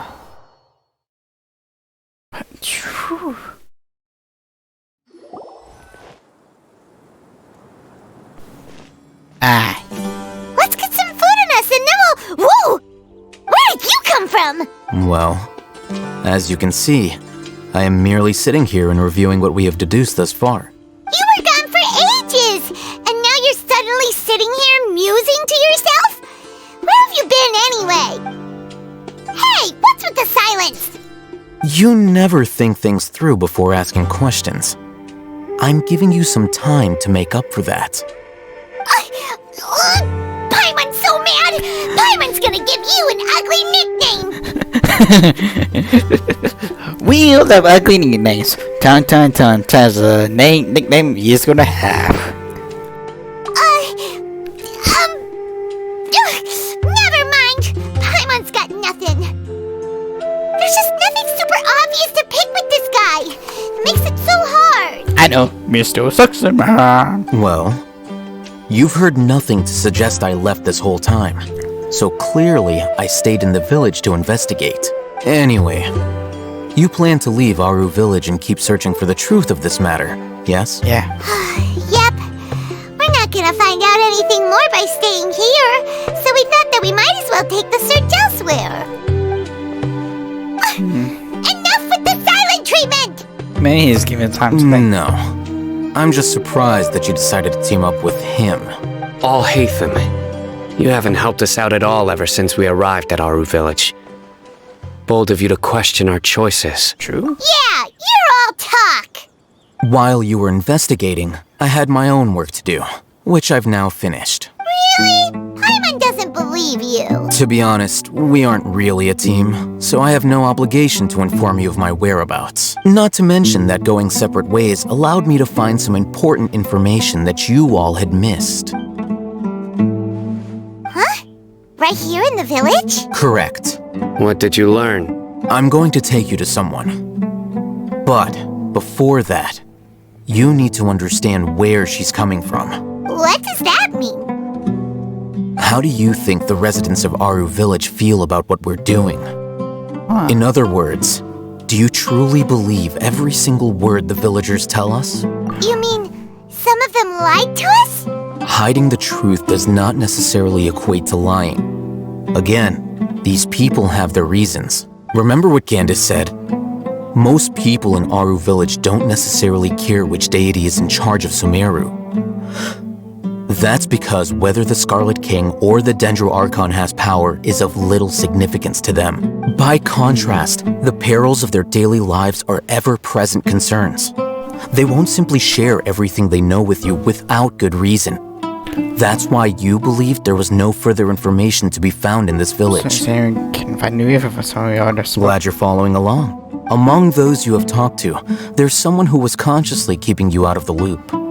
In fact, she's been observing your every move since you arrived. The reason being, to someone who only wants to live their life in peace, any external factors introduce unpredictability into the equation. Those eyes. Those fierce eyes. You look like a real fighter. You were scared, that's why. Don't change the subject. It's quite obvious that she's intimidated by Sino's authority and strength. Right. You were asking about the Mad Scholars. She corrected herself mid-sentence because she's aware that there are Scarlet King fanatics in the village. If she sounds too friendly towards the village keepers, she could easily make herself the radicals' next target. I think it's been a few days since I last saw them. I usually go to bed pretty early, so I'm not too familiar with what goes on at night. Remember? She made a point of denying her involvement in anything that occurs at night. But honestly, I feel quite sympathetic towards them. Even though they act a little strange, they've helped me in the past. If it weren't for them, my house would have collapsed long ago. After speaking to the village chief, it became clear that the village keepers had protected Aru village at night. In other words, the young miss was very much awake during that time. Oh my god, I never thought of that. Whoa. Then why would she lie? To protect herself. By getting involved with an outsider, she risks drawing unwanted attention to herself. As for why she might be so wary about all this, maybe you should ask her. I'll pass on this one. You said that she is afraid of me. If so, it's best if I stay out of this. We're on it! Okay.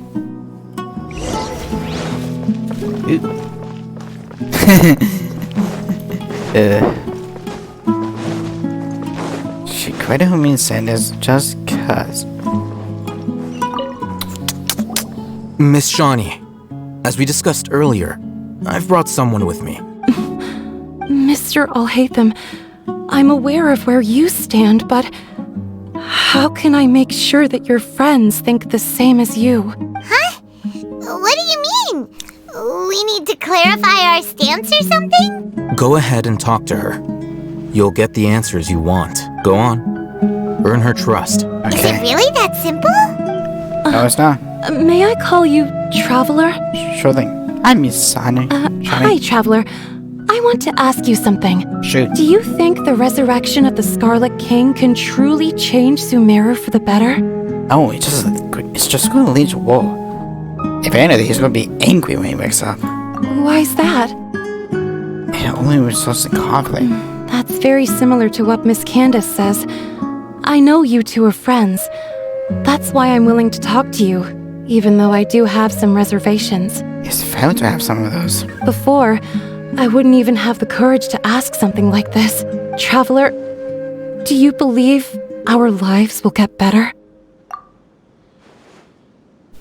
I cannot promise anything, but I do my best. Yeah!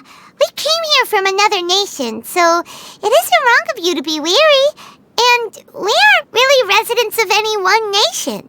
But even so, we've met lots of people from different places, and we've always fought for what we believed in. We have friends in Sumeru, and we want to help them. That's why we decided to stay here for a while. I want to trust you. My apologies for posing my questions like that. To be honest, I didn't expect you to come back for more information. Alhaitham told us you have your reasons. It's okay. We understand. Everybody has. The fact is that I'm only one side of my family is desert folk. I don't really fit in anywhere in Sumeru.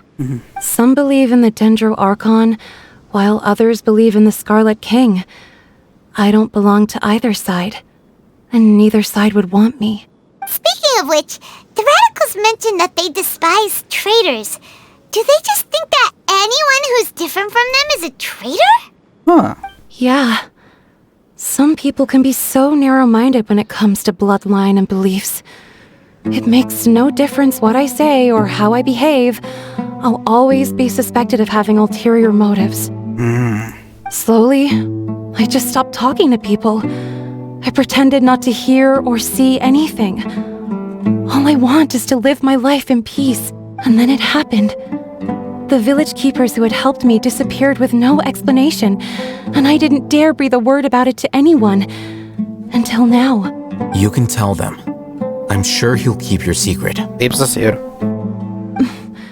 Alright, I'll tell you what I told Alhaitham. I actually have a sharper sense of hearing than most. Sometimes, I hear strange crying sounds in the night. There are ghosts? Perhaps. I'm not sure. It's faint, but it's definitely the sound of crying.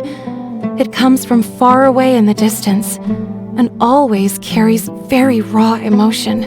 It used to be louder and more frequent, but ever since you arrived in the village, it doesn't seem to happen as often, and when it does, it's much quieter. I have to focus really hard to make it out. I confirmed this with the guards on night duty. They also have someone with a good ear, and he's heard similar sounds at night. But, because we're in the middle of a desert, he would rather believe that they are the cries of beasts than ghosts. Could you make some where the sounds come from? There's really nothing around these parts, except for an old hospital not far from the village. I think they used to use it for treating Elazar, but it's been abandoned for years. We need to check that out now. Yeah, let's go! Thank you. Don't worry, you'll be in safe hands. Okay. Oh, I think this is the place I visited not so long ago.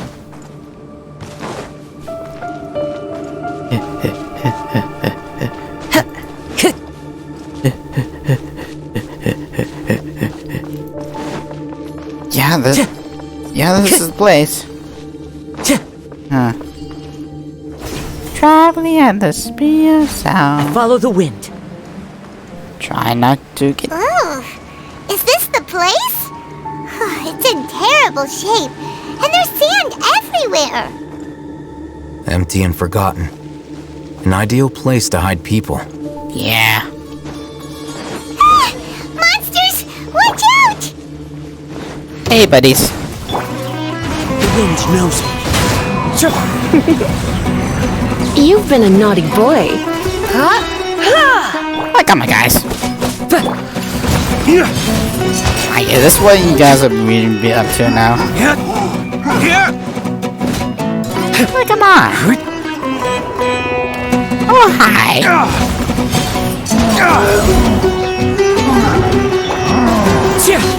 Clouds high. The bird. Hey, let's spark the. Everybody stand! That's nice. I do have to, like, understand. They were easier to deal with than Paimon had expected. What were you expecting? Super strong bandits? Or monsters taller than buildings dropping out of the sky? Or, something like that. I think you may want to rephrase that. He looks super serious. We gotta stay on our A game too. This is the one.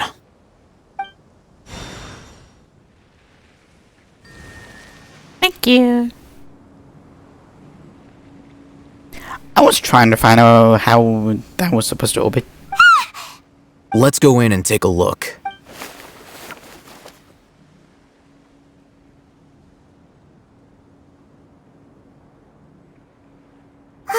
Hey,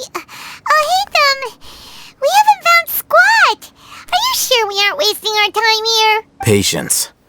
Shawnee says she only hears the crying at night. We have time to burn. Until then...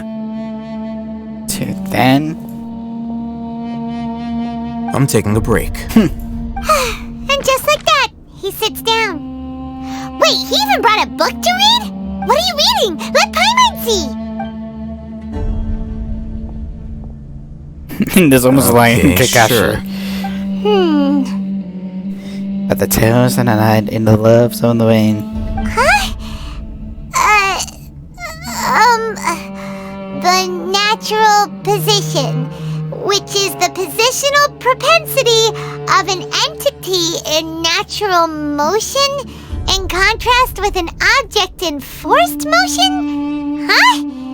When free from external influences, every entity displays the tendency to follow its natural trajectory? I understand everything. So, you got that? Yeah. Oh, Paimon gives up. You keep reading your book. See ya. How is he so relaxed?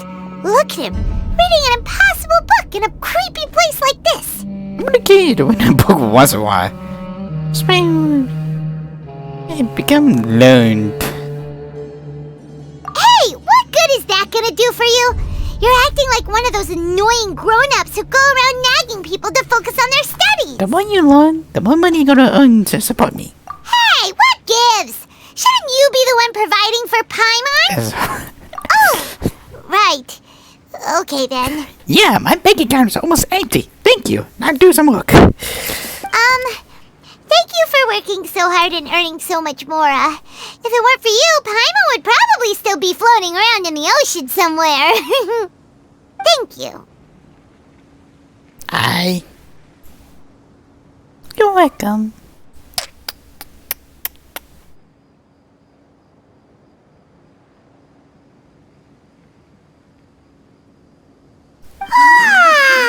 Paimon's getting so sleepy.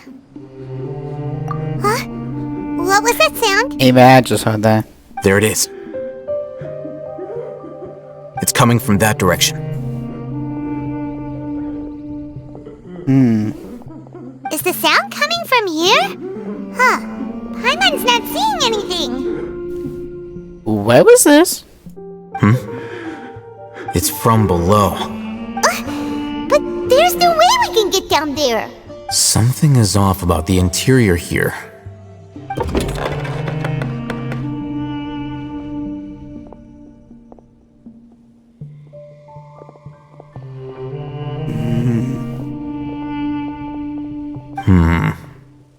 As I thought, there's a hidden structure. Wow. It's like they tucked another hospital into this one. Oh, it looks like there are other mechanisms around here. Let's keep exploring.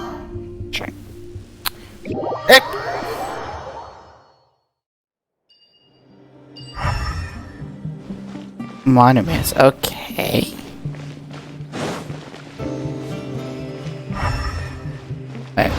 Here's one. Oh, hi. Let's light it up! Into the wind. You're in for a little shock. Hi. Hi. I'm sorry, but we wouldn't kindly need you to die.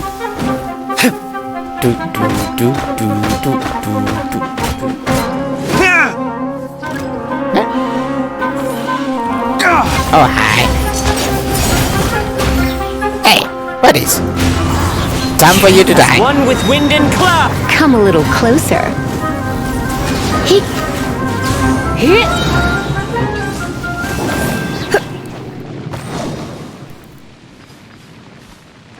Son of a gun. Okay.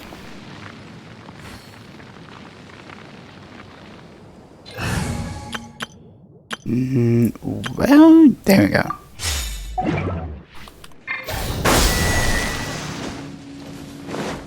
That's one. Where's the other two? Like land to the swamp. There we go. Ready. Time to go. There we go.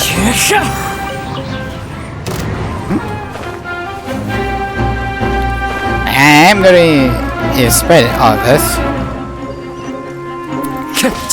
Huh? The wind knows me. Okay, come on. Blitz. Hup, here. Propagate. Okay. Ready?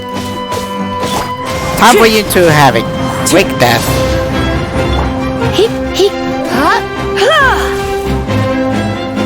Let's light it There we up. go. Come on, come on. Okay. Not you. You're over there. Off we go. Maybe. Let's check over here. Huh? Nope.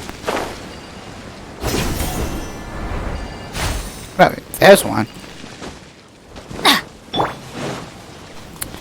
Buddy, my pal, my friend.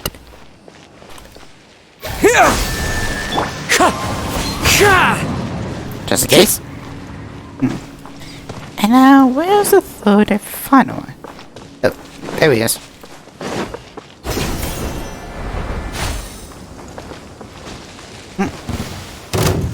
Oh, wind strider. Easy, easy, easy, easy. Let's light it up. Scatter. Easy, come on. Propagate. Yeah. Low level in the hospital?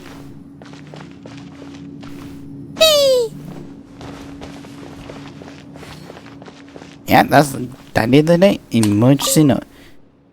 And pinned abyss. Male 23, more on the left side of the forehead. And penny with discussion remains faces. Spoken with different with a professional medical. Patient survivability was found immediately informed. The giver, stay positive. On being under watchful eye. The fans to ever give up. A neighbor. Skip by sideways, regularly emitting good mood. Mayday, meaty beans, changed lunch, queen soup in it. So that salad and lunch, finished with cream sauce pudding. Sugar same bean cake, lunch. A blank. What the heck? Chiefs. In the case of emergency, contact the physician on duty immediately. Mayday, happen to say. That dream, maybe? A mood. Link.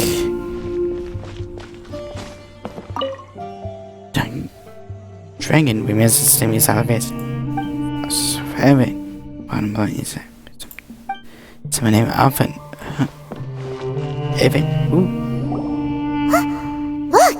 There's someone over there! Need to be careful. Good idea! Let's approach him slowly without alarming him.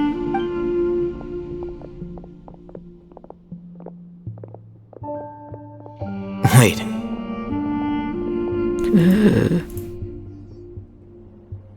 You're...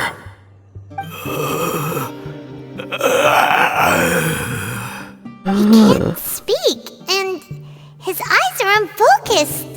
But he looks too young to be anyone's grandfather. Also, why is he the only one here? Didn't expect to see him here. Do you know him? You know him? Anshasa. He's Razak, a senior of mine at the Academia. He's a scholar too? Is he the kind that holes up in a forest and mumbles stuff about training? No. And that's the problem. Razak was never involved in any of those things.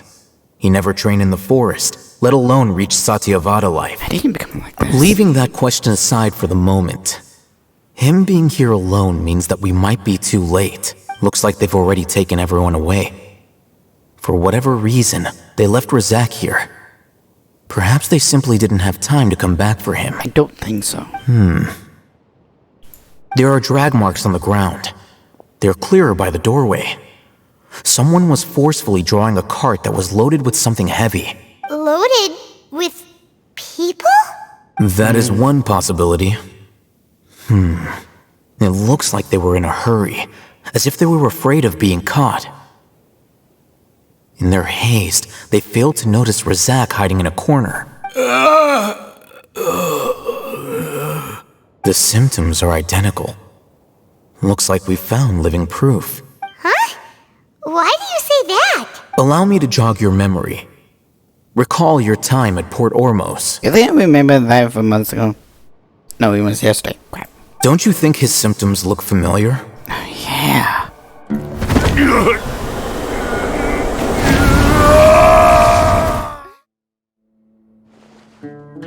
The Emma guy. Oh, now that you mention it, they're acting the same way. Correct. The Academia is behind all of this. It isn't difficult to deduce their rationale.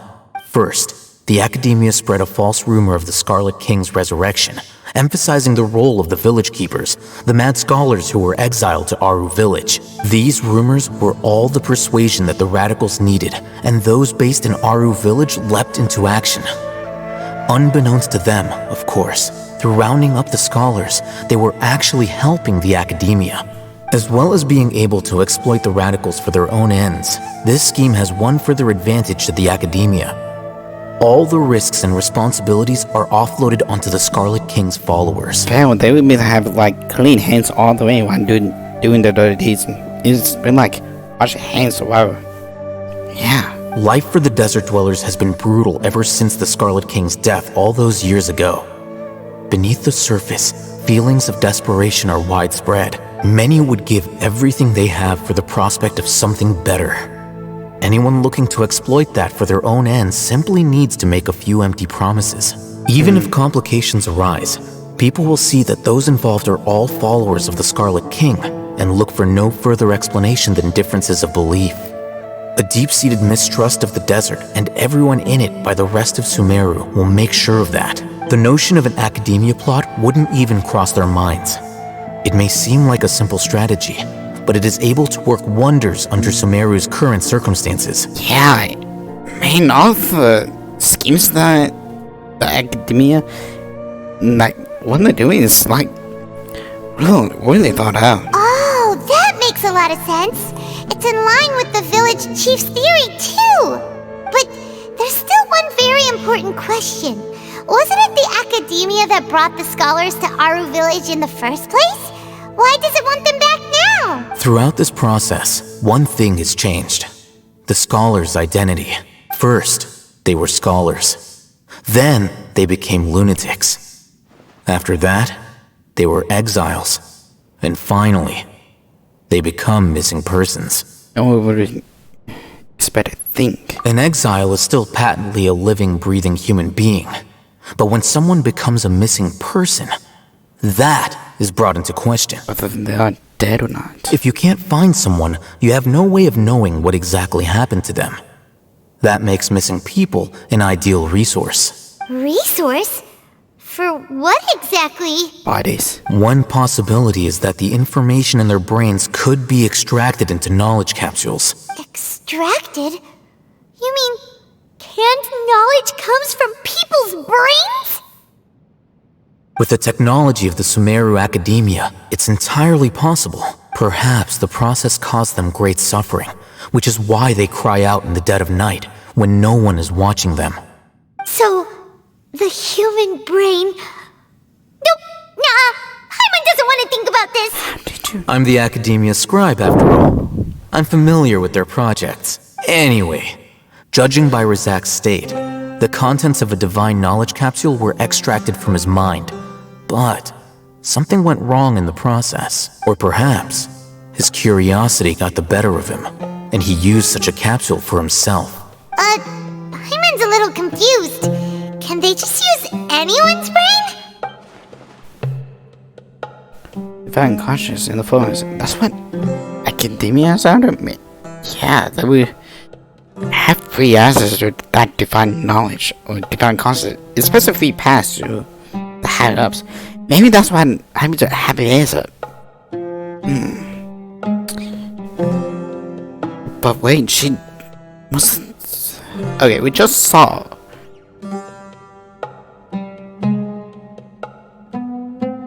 I can't think about this a little.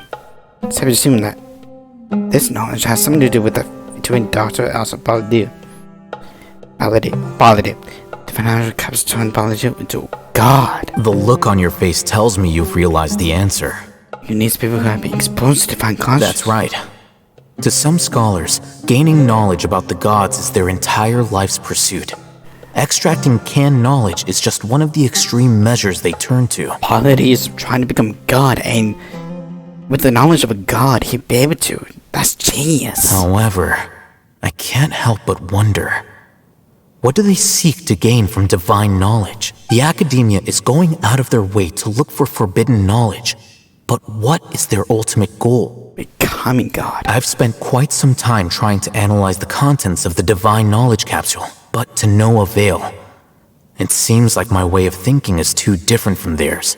You mean you're not even slightly interested in getting your hands on this forbidden stuff? All scholars seek to expand the horizons of knowledge, but I'm not particularly interested in gods, so I don't share their degree of zealotry. Extracting information from people as if they were lifeless objects?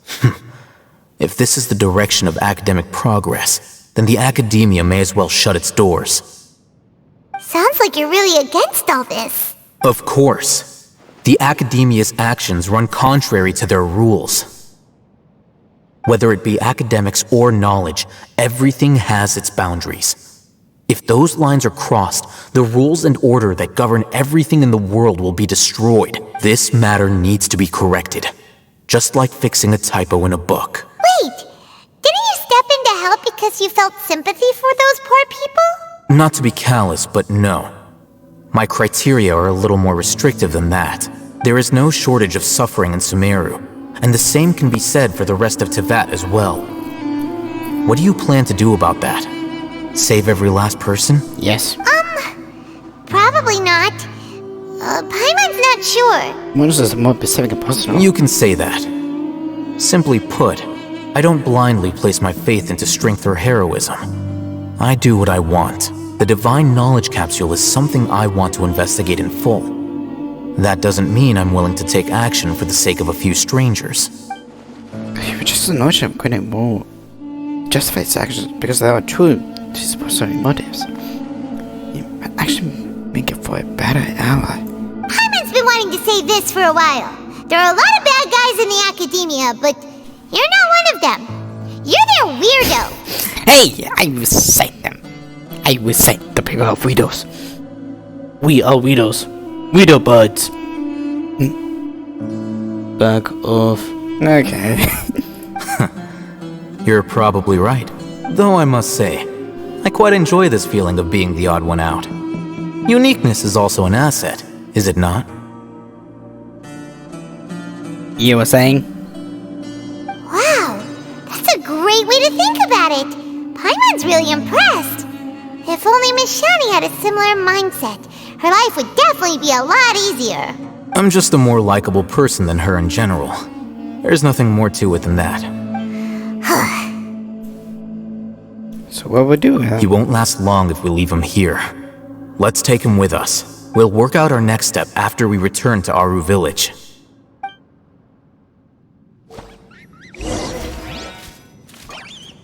Okay. Hello. Ancient key. Hello, ancient? Ancient, you say? Conquires opposite. I am sugar chart. Difficulty image. Stone sugar. Okay. Evan.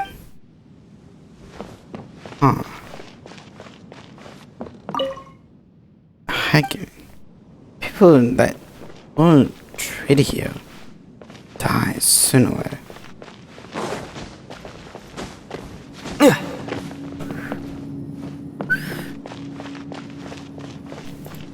Man, like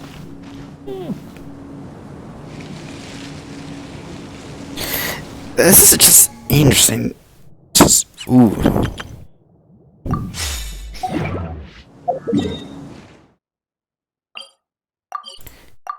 Man.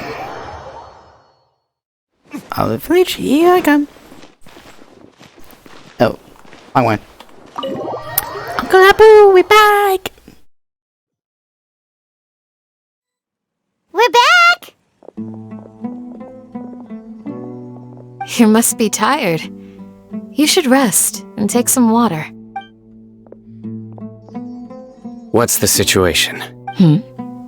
Who's this? Unfortunately, somebody who's too young to take on the role of Isak's grandfather. Nevertheless, he's one of the people we're trying to find.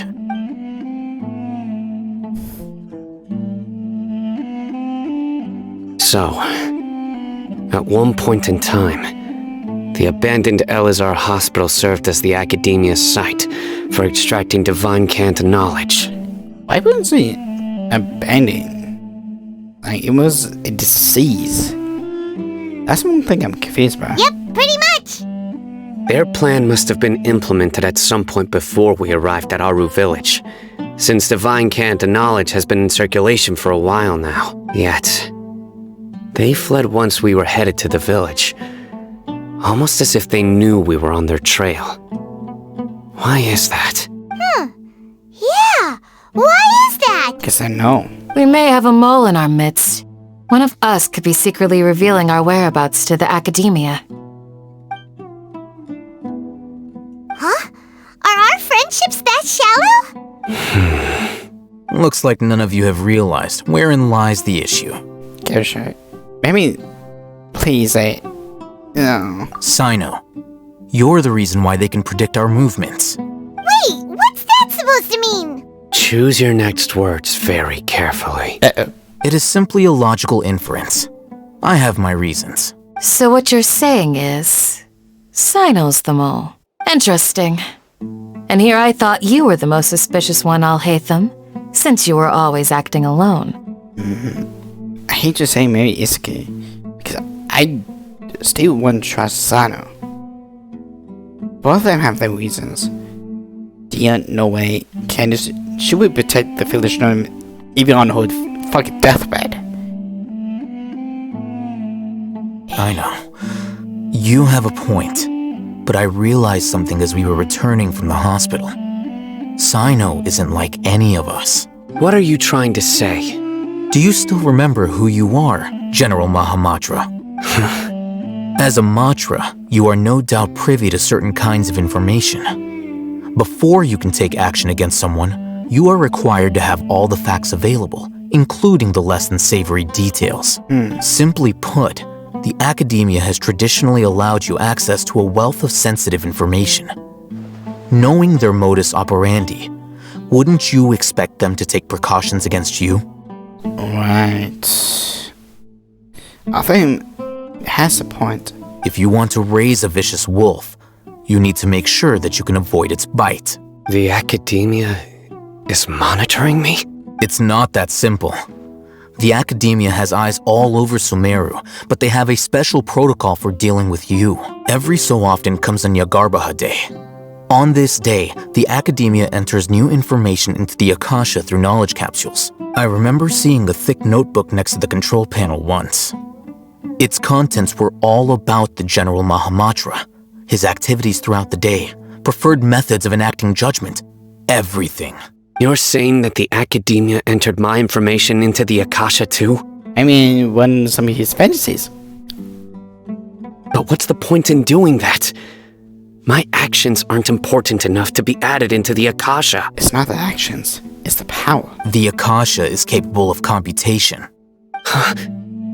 The Akasha's algorithms are entirely capable of predicting your movements using the data entered. When you would depart, the route you would follow, your destination. It knew all of this. It predicted my every move. The Academia has been watching you longer than you think. So that's how it is. Sino adheres to his principles so strongly that he's actually a thorn in their side.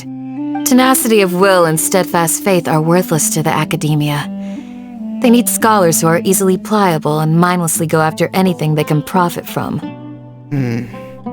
Sino, don't take it to heart. This just proves how much of a trustworthy ally you are. They escaped because of me. Don't blame yourself. It's not like any of us would have known. Like the dynamic, he was just like, who can we trust, really? They don't, Sino's, like, who can we trust? I have an idea.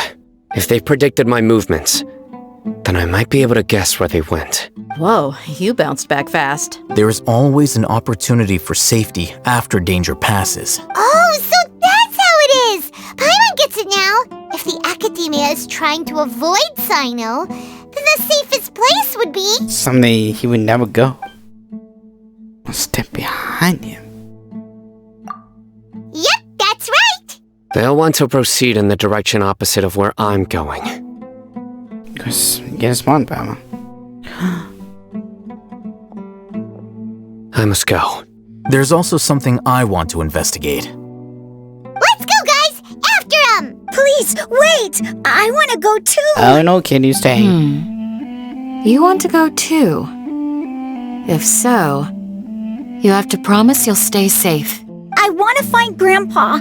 I promise I'll be careful and not cause any trouble. Everyone, I leave him in your hands. Alright then. Yay! Let's go! Remember to pack some food with you. Paimon feels like we're missing someone, though. Any minute, dear. I'll be awaiting your good news. Please, stay safe, everyone. Like this dynamic, who can we even think of trusting? Like, whoa. Sanu. Oh. Here we go. 1, 2. Buckle my shoe. So, where do we go from here? I'm surprised the kid can do all of that. What? Yes. After leaving the village, we should head straight toward the desert. Sorry. I know the desert like the back of my hand. Is that because you play here a lot? Yep. One time, Grandpa almost got lost in the desert, but I was the one who brought him back. Aww. There's something here. What's this? It's buried in the sand.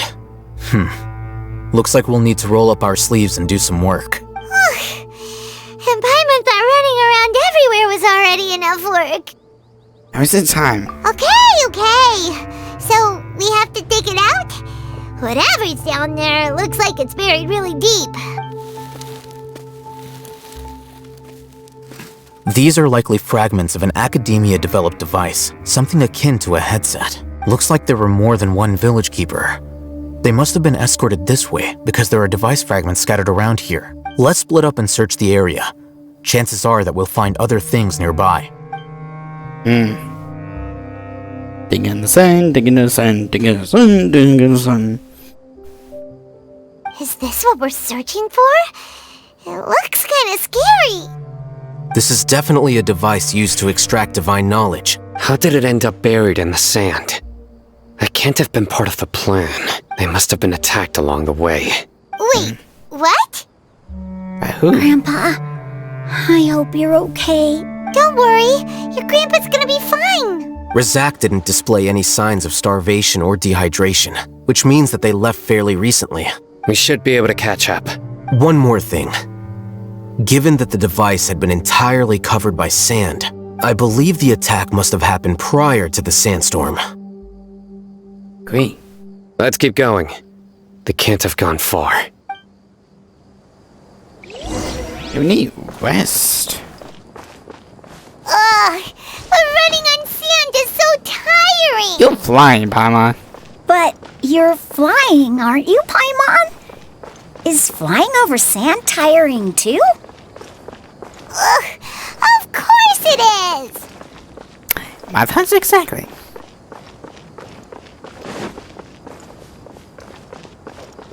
Can I use you? Voices, over there. It sounds like an argument. Whoa, you have really good ears. Don't get any closer. They'll notice us. Dia's talking with the Eremites? Very interesting. Let's listen in. No. If you had informed me sooner, there'd be plenty of room for us to... You're one of us. We would never lie. Scholars. You don't know as much as I do. Need me to... I knew it. That's our Dia. Dia? Why would you... Dia! No! Hey! What are you doing? Huh? Didn't you say you'd help me find Grandpa? Why are you on their side?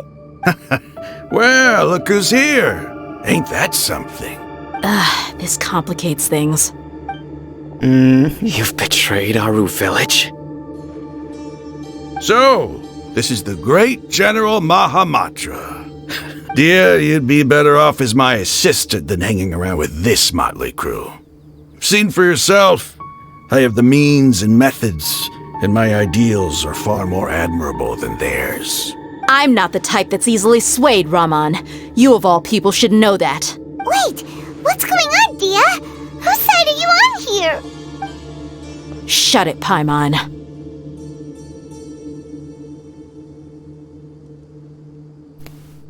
Only damn. It doesn't matter. Whichever side you pick, nothing could deter us from the grand mission of resurrecting the Scarlet King. Once our Lord of Old returns to this land, we will have a new beginning. Face the facts, Raman. It's not gonna happen. You should understand that more than anyone. Have all your years as a merc taught you nothing about placing hopes in a ruler? I'm a desert dweller and a proud follower of the Scarlet King. Whether I live by the edge of the sword or in peaceful comfort, my soul will always carry this conviction. No, you won't, dude. No, you will not. It's not too late yet. The village Mad scholars aren't gonna bring the Scarlet King back to life. Yeah. You don't understand, my dear lady. Pursuing our faith is our purpose in life. Even if the chance of success is 1 in a million, we must be willing to give everything we have. Even if it'll expose you to the academia? Even if they end up disbanding the Eremites? Your Eremites, which you've worked so hard for all these years? Yes.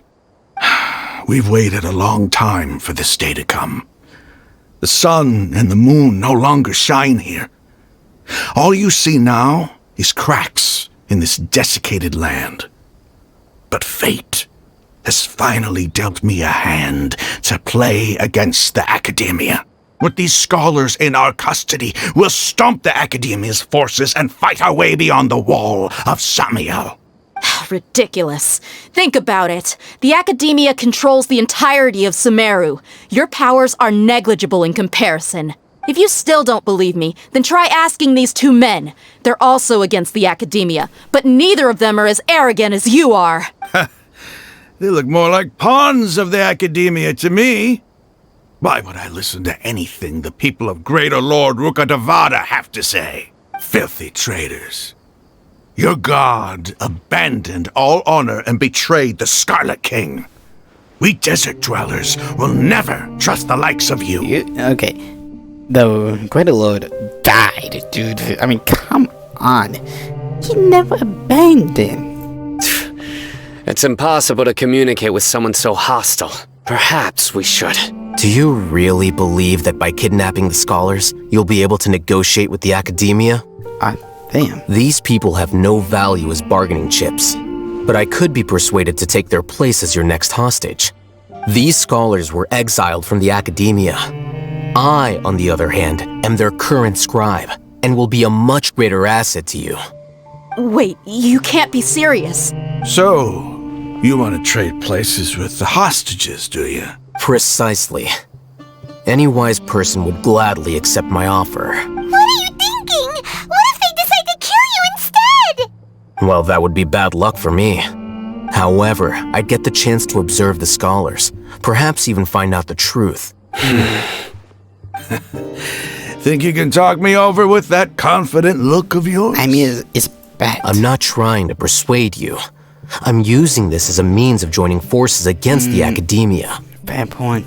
You are the scribe. What do you have against the academia? Not all desert dwellers believe in the Scarlet King, and the same applies to the academia. Why must all knowledge seekers approve of the academia's way of doing things? You Academia scum! Every last one of you is nothing but a hypocrite, just like everyone else on the other side of that wall. I've made myself clear enough. I won't listen to another word from the Dendro Archon's people. Not so fast. I'll hate them. Do you stand by everything you just said? I never make empty promises. You know you're making a dangerous decision, right? I do. Good. Raman, hear me out. These people are my friends. Maybe you can't take the followers of the Dendro Archon at their word, but what about me? Do you trust me? We've known each other for years.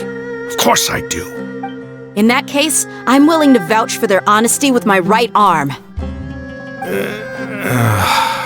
Come on, Raman, don't be a coward.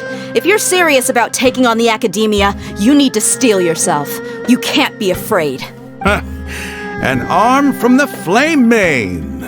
You've piqued my interest. You will not sacrifice your arm. But what if you refuse to oblige? What should I do then? No one's a fool here, Dia. We're mercs. And mercs don't tend to live long unless they have their wits about them. You're not wrong, but this is different. I promised my friends that we'd bring back the Village Keepers together. Let's do it right here then. Give me your right arm as proof of your resolve.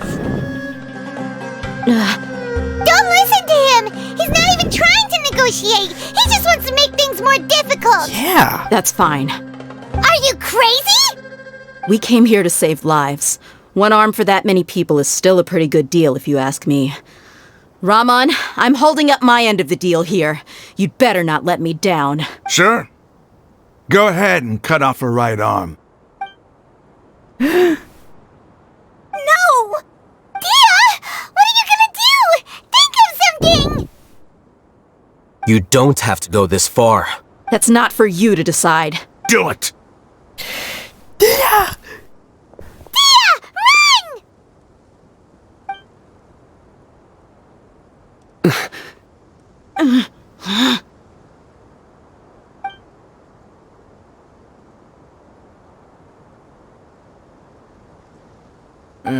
Stop!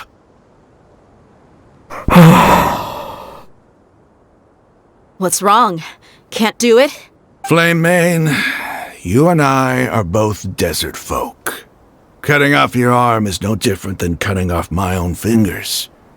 Where's the sense in cutting my own kin to pieces? You've shown me that you're serious. Go on now, take your friends and leave. Meet me in the desert at noon tomorrow.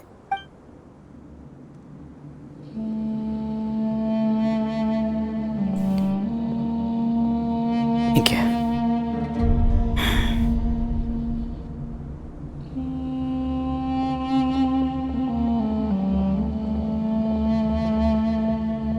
Phew. If she was scared. I was really counting on him not going through with it. Dia! That was crazy! Have you all lost your minds? What if he'd actually cut your arm off? For once, I agree. Then I just have to hold my claymore with my left arm. Please, don't ever do that again. Okay, I'm sorry. But sometimes when you're out on a limb, you gotta double down to seal the deal, you know? Don't ever make a promise like that again. I can deal with the likes of them. If it came down to it, you would not lose to them either. I don't doubt it, Sino. But this is about more than me and them. There's a lot more where they came from. Even if we got rid of one bunch of radicals, there are others out there. Wiping them out would do more harm than good. As you wish. I'm sorry, Dia. I should have stayed put and listened. It's okay. I promised you I'd help find your grandpa, so I'll do whatever it takes. Whatever it takes? You just might be scholar material. Huh? Are you serious? The Eremites once said that I was a lunatic. Perhaps a little madness is essential to be successful in research. Why does it feel like he's using his praise for me as an excuse to brag about himself? I think you were just stating the truth. Okay, let's get moving. We should head back to the village and rest up. Today was just a trial run. Noon tomorrow is gonna be the hard part. Because it says 1 and 6, there's no way of knowing.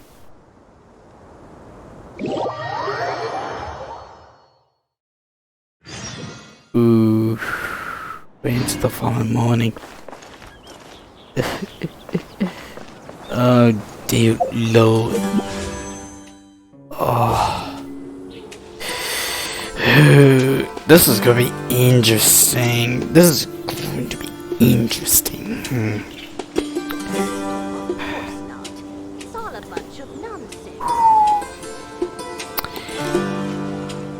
It's gonna be interesting. Unfortunately, I'm gonna have to end it right there. That's gonna be interesting when we return. Like, wow, nice. But before we leave, why don't we raid someone? Is there anyone in particular you find, chat? I would like to know.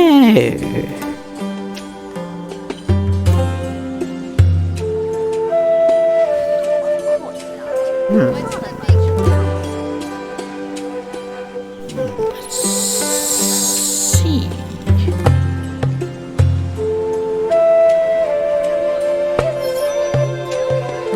Okay, what are the categories for this week?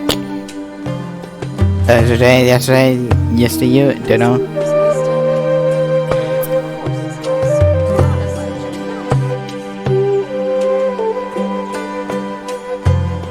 Okay. Anyone in particular you want? Am I shooting in the dark? What am I talking about? I'm always shooting in the dark. Okay.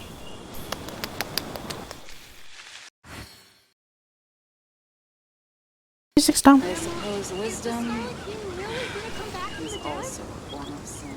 Okay. It's all a bunch of nonsense. Rounds.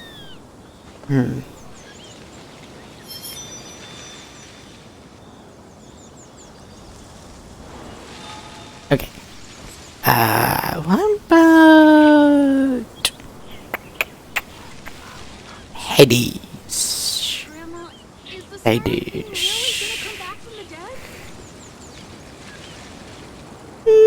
I don't know. Wisdom is also a form of sin. It's all a bunch of nonsense.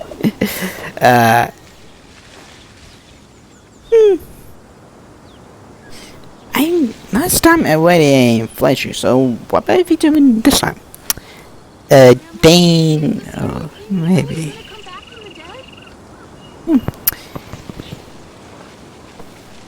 Let's see. Ooh. Oh, hello.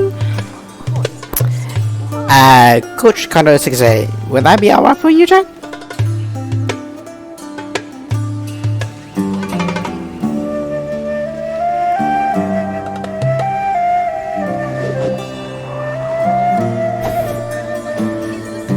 I believe so.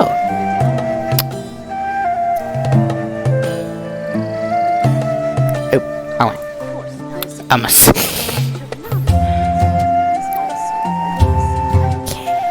Okay.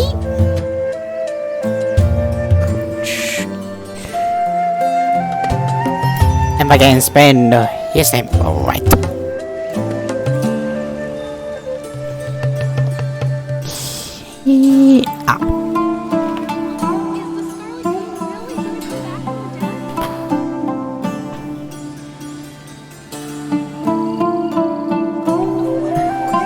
Here we go. Coach Kono is as when I'm playing Hades in his summertime.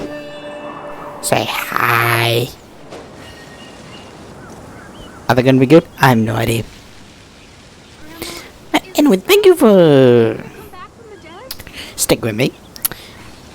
And now, stay lucky. Stay lucky. I suppose wisdom is also a form of sin.